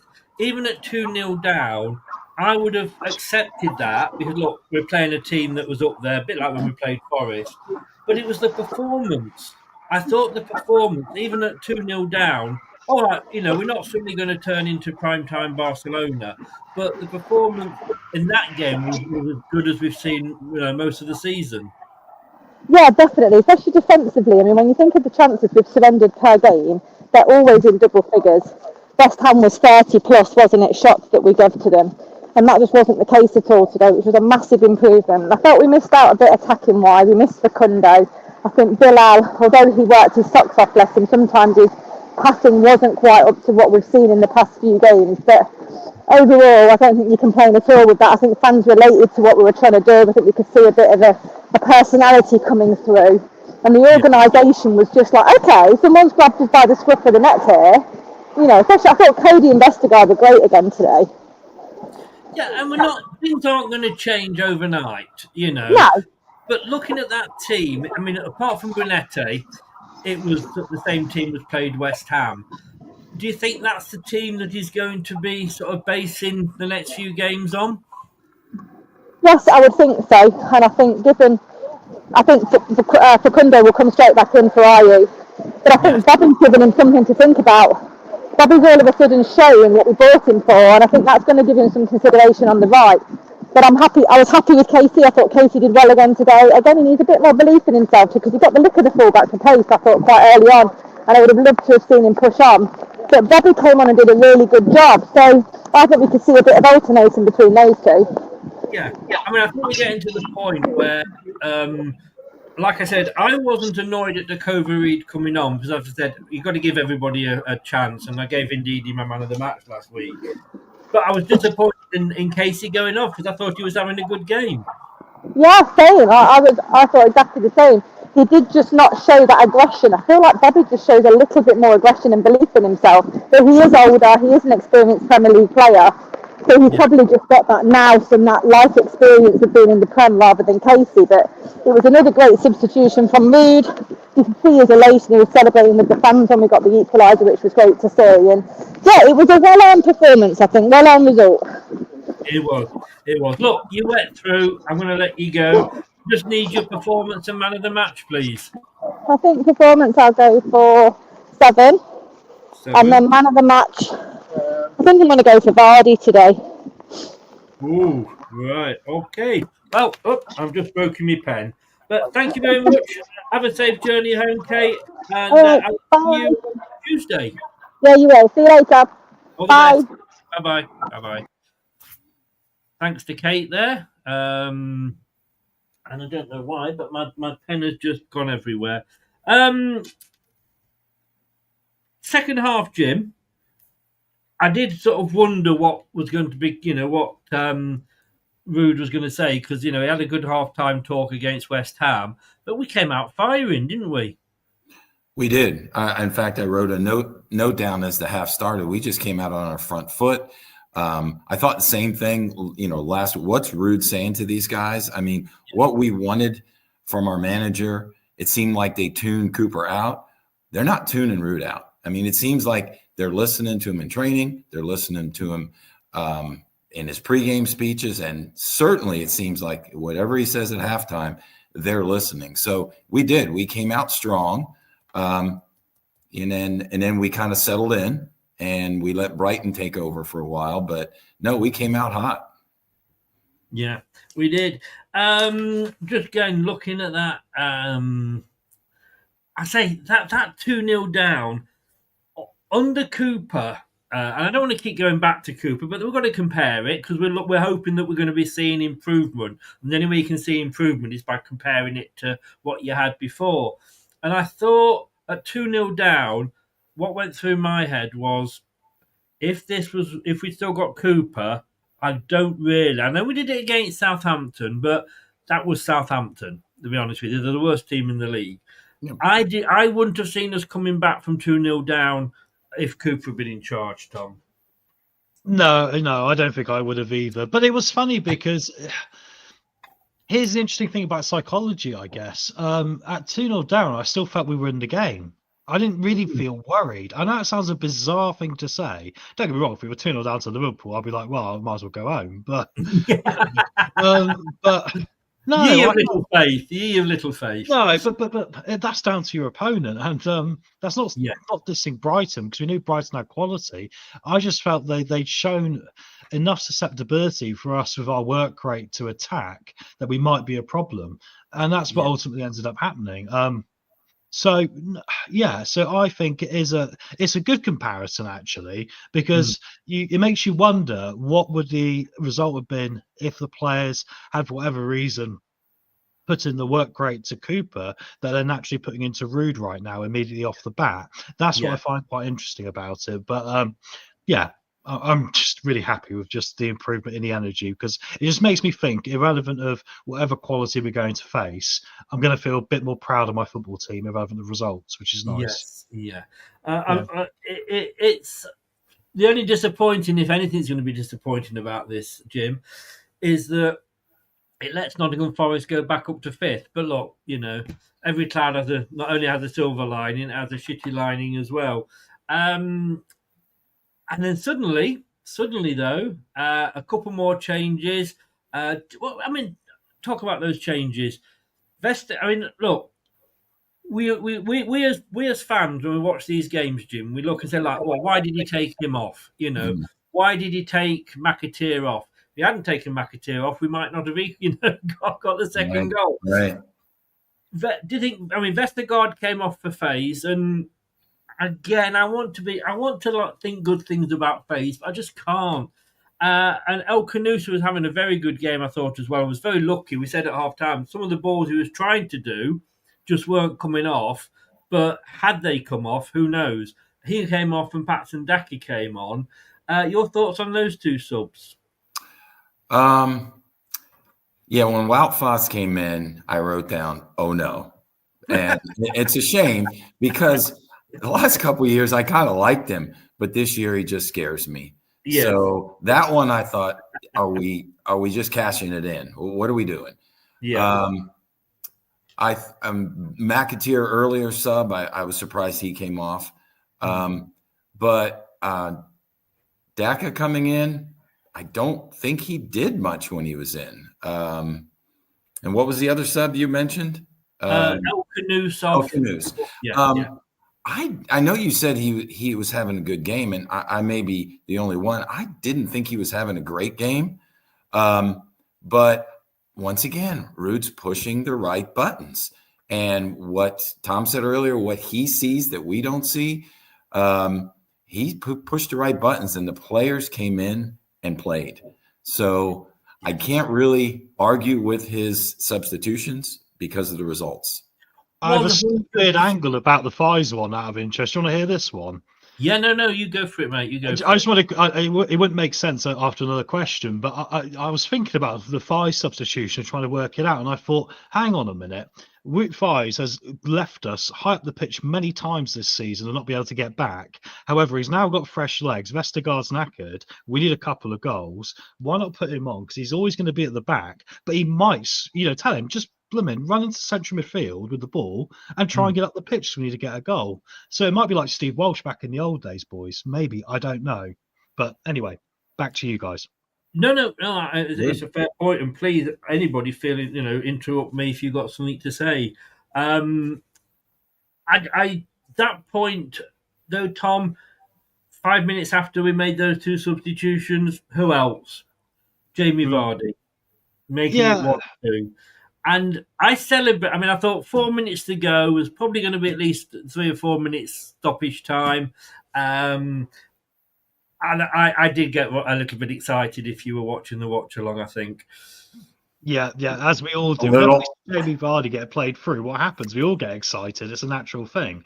I think it questions our male sexuality at points. He's that good. I mean, he's the greatest ever to play for Leicester. I'll say that now. He is. He's that good.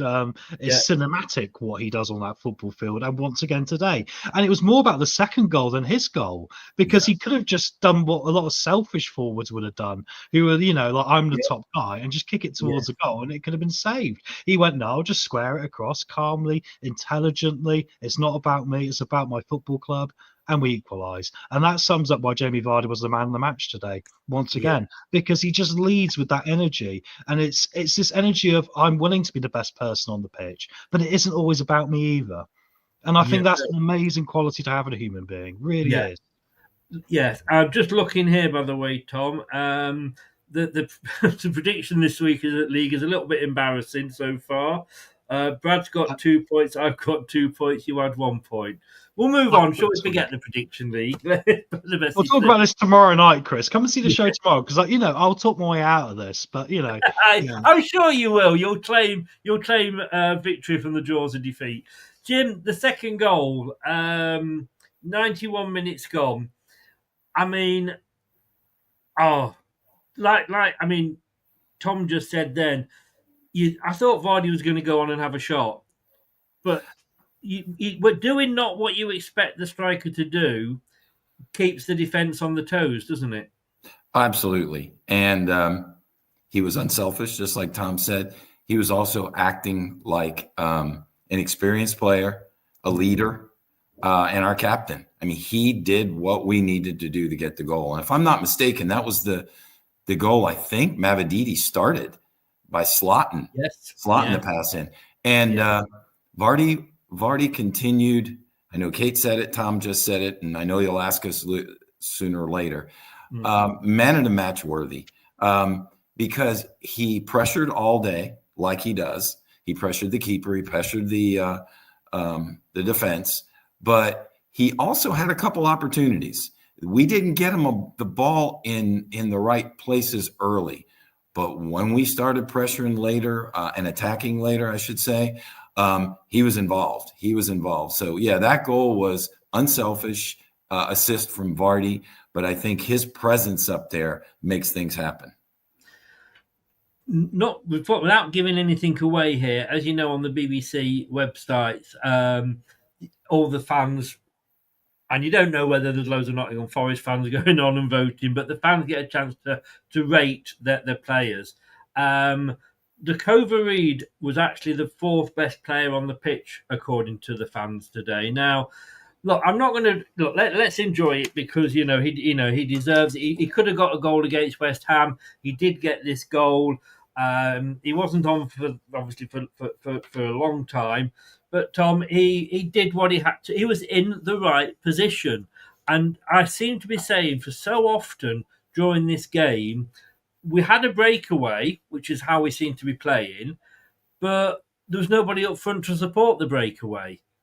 No, exactly. When you've got that chance, the fact that he's in, I'm going to give him credit for actually just being in that position to slot it in.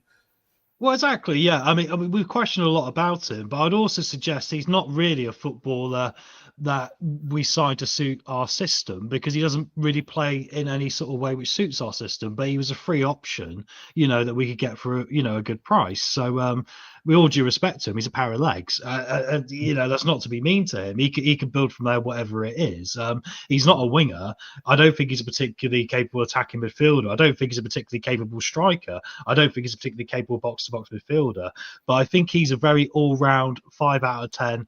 Don't you sit on the fence, Tom. You say exactly how you feel. He's exactly like Maitland-Niles was at Arsenal. Remember that chap? He ended up at right back. He ended up at DM. He ended up at attacking right. And at Zinchenko, he's been left wing back. He's been a central midfielder for Man City and Arsenal.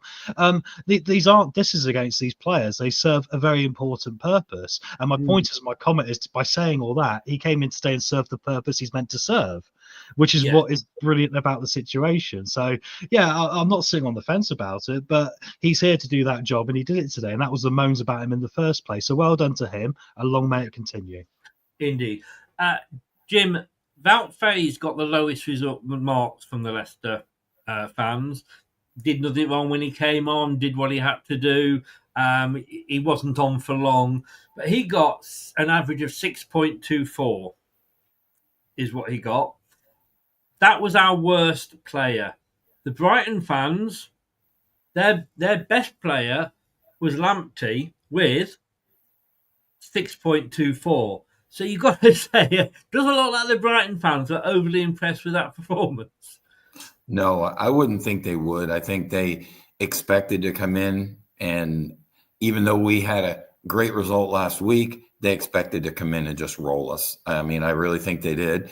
And we took the fight to them, and I'm not surprised. I mean, Wout Faes's marks were really just in a short span he was in, so it really wasn't indicative of a full match play. But no, the rest of our squad played well. I mean, I'm not surprised. Well, let's get to the cut to the chase then, because Kate went a 7 for a performance. Tom, what are you giving for the performance? A 9. No, 9. Very generous. No, it sounds very generous, but I mean, I can look at a lot of other clubs in the Premier League right now that won't put in half the amount of work as our boys did today. So I'm happy to give 9 out for that, irrelevant of the result. Yes, Dolja, thank you very much for coming in, mate. All the best. Have a good evening yourself as well. We'll see you hopefully sometime during the week. Jim, your performance rating? Last week I gave us a strong 8, and I got chastised by the rest of you. By everybody was excited with the results. No, y'all gave a 10 last week. Well, I agree with Tom. I think it was a solid 9. The work rate, the fact that we did it against a much better team. I mean, last week we were giddy about the victory, but the way we played, to me, a total team effort. Kate said that earlier as well. And I think it deserved a 9 because of who we played and how we fought. Yes. Yeah. Well, Kate gave them a 7. I'm actually slipping between you all there because I'm going for an 8. But it's a good, solid 8. If we had this, and I'm sure if Brad was here, he'd try and do this, but it would be an 8 star if that's possible, or an 8 plus.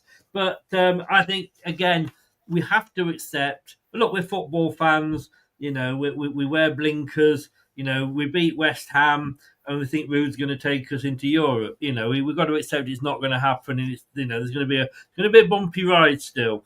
But look, if you're not going to win games, you can win games without the performance. But generally speaking, you have to have a good performance to win the game. Sometimes you get lucky, Southampton, for example, Bournemouth. But generally speaking, you've got to have a good performance and you've got to defend. And what I've seen in these 2 games under Ruud is both those things. Good defending and a good performance.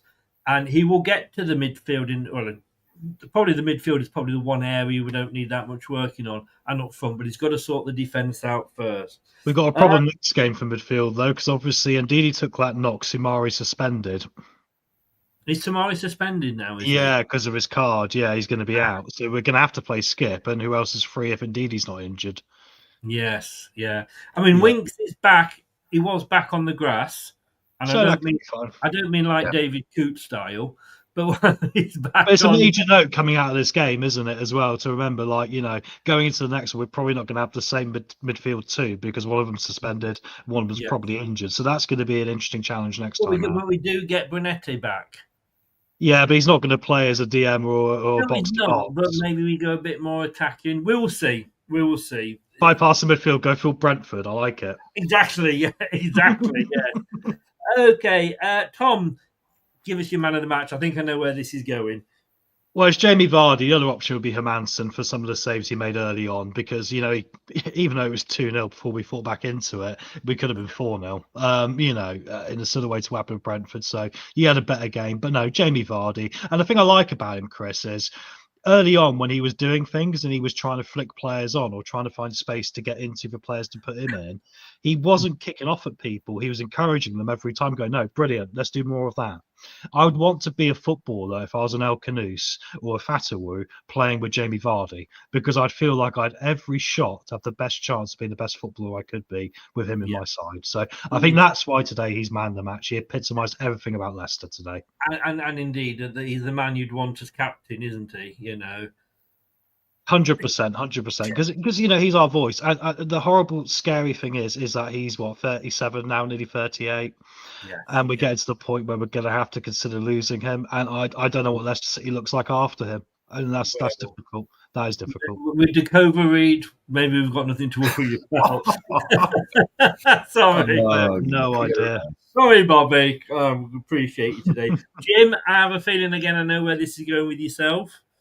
Well, I'll give you a long answer to a short question. As the game progressed, I really, like Tom, I really thought Mads made some great saves. He always keeps us in it.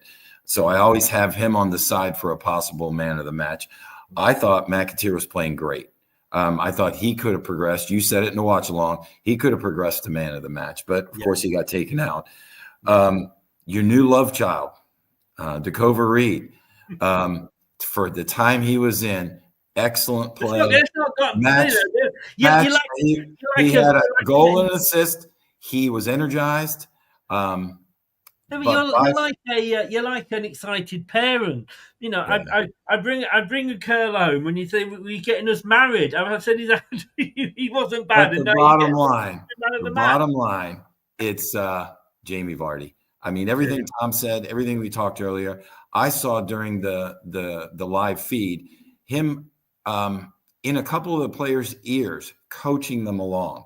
That's what a captain does. That's what an experienced player. I think it was before one of the free kicks. But I just was so impressed. And he played the full match. Mm-hmm. So by far, like Tom said, he epitomizes what Leicester is and man of the match. He's a remarkably rare football player, Jamie Vardy. And I tell you what, every club gives us banter for Jamie Vardy, but every club is envious of Jamie Vardy because there's something about him as a human being which is beyond football, which is why every time Leicester turn up, everyone's a bit worried just because of him, which is amazing. That's a credit to a man. It really is. I think this is why Jamie married Becky, because if it wasn't for that, fans would have nothing to shout at Jamie Vardy about. So I think he's just serving the purpose. He loves her and he can handle her, and he handles it every week at the football, and he doesn't care. So fair play to him, and more power to him. Exactly. Well, for those of you that watch the not the X Factor, those of you that watch the Britain's Got Talent, or they might have been in with the X Factor as well. Doing my best Simon Cowell, Jamie Vardy, you've got 4 yeses. Because I've gone for Jamie Vardy as well. That was cool, that wasn't it? Come on, thank you. That was good. Thank you. Very cultural from 10 years ago, Chris. Remarkable. I agree 100% with everything you guys have said, and I've got nothing else to add, and I'm just going to leave it at that. What you two said, I repeat, Jamie Vardy. The interesting thing is to take a pop on what you said, Tom, about it is a bit worrying. He's 37 going on 38. We've got to think of the future without him. And that's probably going to be next season, let's be honest. Although, let's be honest, you never know. Never know. Interesting to see this week. Tom, I'll come to you first. Andy King back at the club. Going for his coaching badges. I don't know whether that means that we've employed him or not. or whether he's just sort of riding on the back of us. But obviously, we're using his experience. He was in all the full Leicester kit and what have you. Do you see Jamie Vardy maybe? Or do you think Jamie Vardy's just going to say, look, I've had my life. I'm just going to go off and sit on a beach now? I get the impression with Jamie Vardy, he'll probably do something else. And I think that'll probably be best for Jamie Vardy, because I actually think Jamie Vardy is a bit of a brand. And not that I'm not sure he wants to be, but his wife might want him to be as well. There's money there, there's things to be done. I could see Jamie Vardy, bear in mind he's got the investment in New York, in Rochester, in the Rhinos. I could see him and Becky moving to America. Haven't they gone bust? Oh, have they? Oh, they might have done. I don't know. I thought they'd gone bust. I'll double check this before tomorrow's show, but you might be right. But I don't know. I don't see. I'm not sure it interests him. He just seems so comfortable as who he is in now and what he does.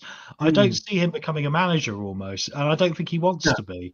No. He doesn't give vibes to me of someone who wants it. He might be a pundit, perhaps. I don't know, but I don't know. I see him being more of a quiet businessman who's going to have a quite happy retirement and well deserved. So, Jim, do you see yourself wearing some JV Y fronts?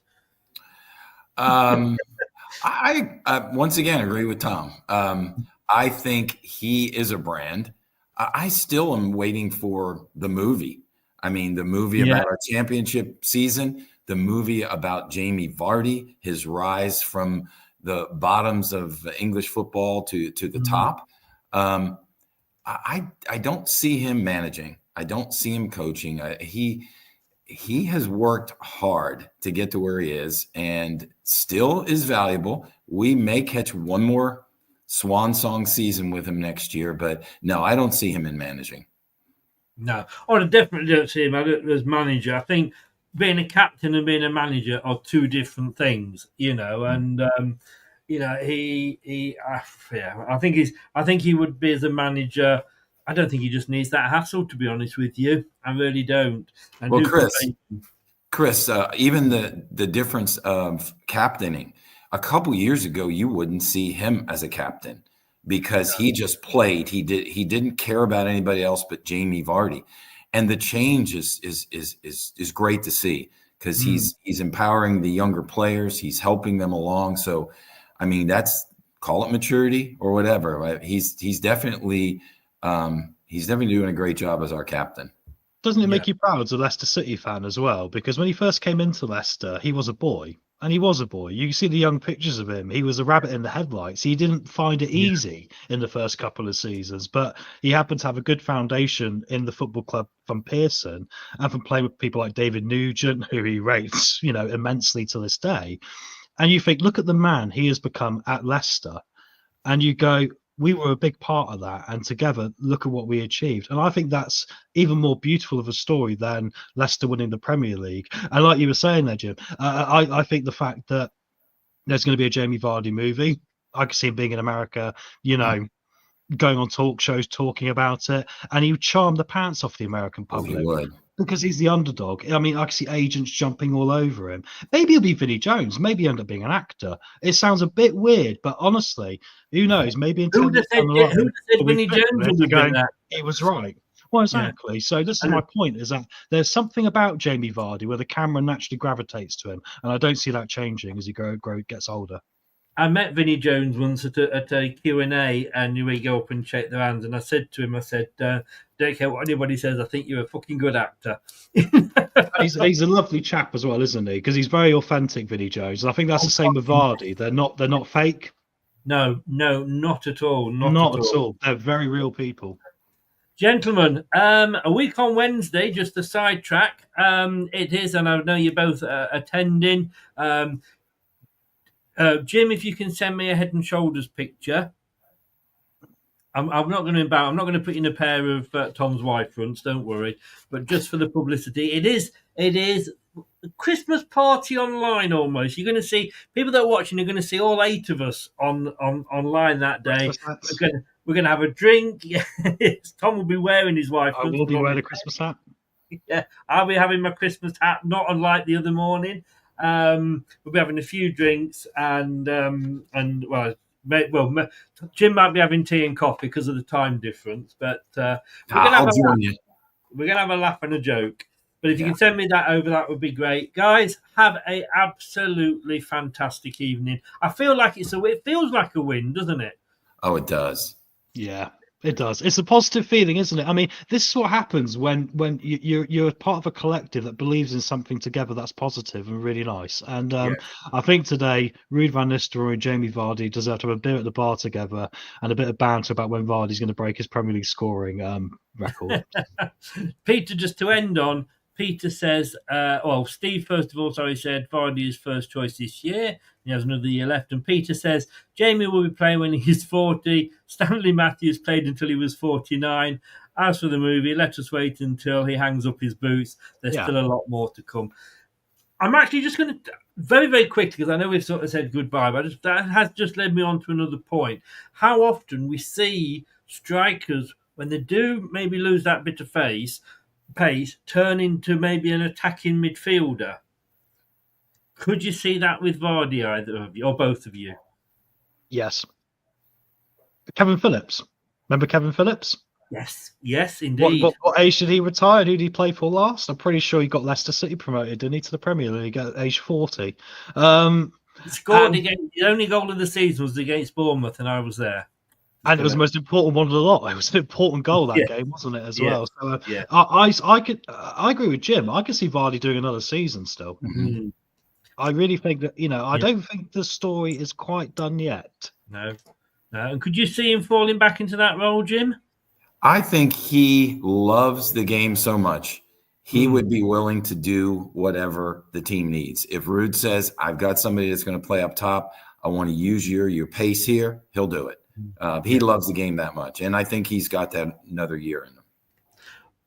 It would be nice, wouldn't it? It would be nice. Guys, have a great weekend. I'm going to watch Match of the Day 2 tonight. I will see you in a week, Jim, and I will see you in a day, Tom. I was going to say, I keep thinking it's Saturday, and I'm on tomorrow night with you, so I've got to get some work done tomorrow. Okay, right. You better, yes. I'm going to go watch an interview for Francis Rossi and write a 300 words on the last two games for the BBC. So I'm going to go. Take care, guys. All the best. Thanks very much for coming on. Tom. Cheers, Jim. Nice to see you, mate. Cheers, mate. Bye-bye. Bye-bye. Right. So thanks a lot to Jim. Thanks a lot to Tom. And that's it. 2-2. Feels like a win. And I just, like I say, I can't wait for Match of the Day 2 tonight. I'll see you then. Thanks very much. Don't forget, share, like, and subscribe. And if you're feeling generous, $1.99 a month, why not become a member? It really, really does help the channel. Have a good one, guys. I'll see you all tomorrow, 7 o'clock with Tom for the review show. Be fun talking about this one. Good night. Thank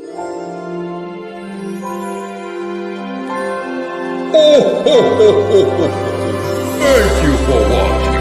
Have a Merry Christmas and a Happy New Year.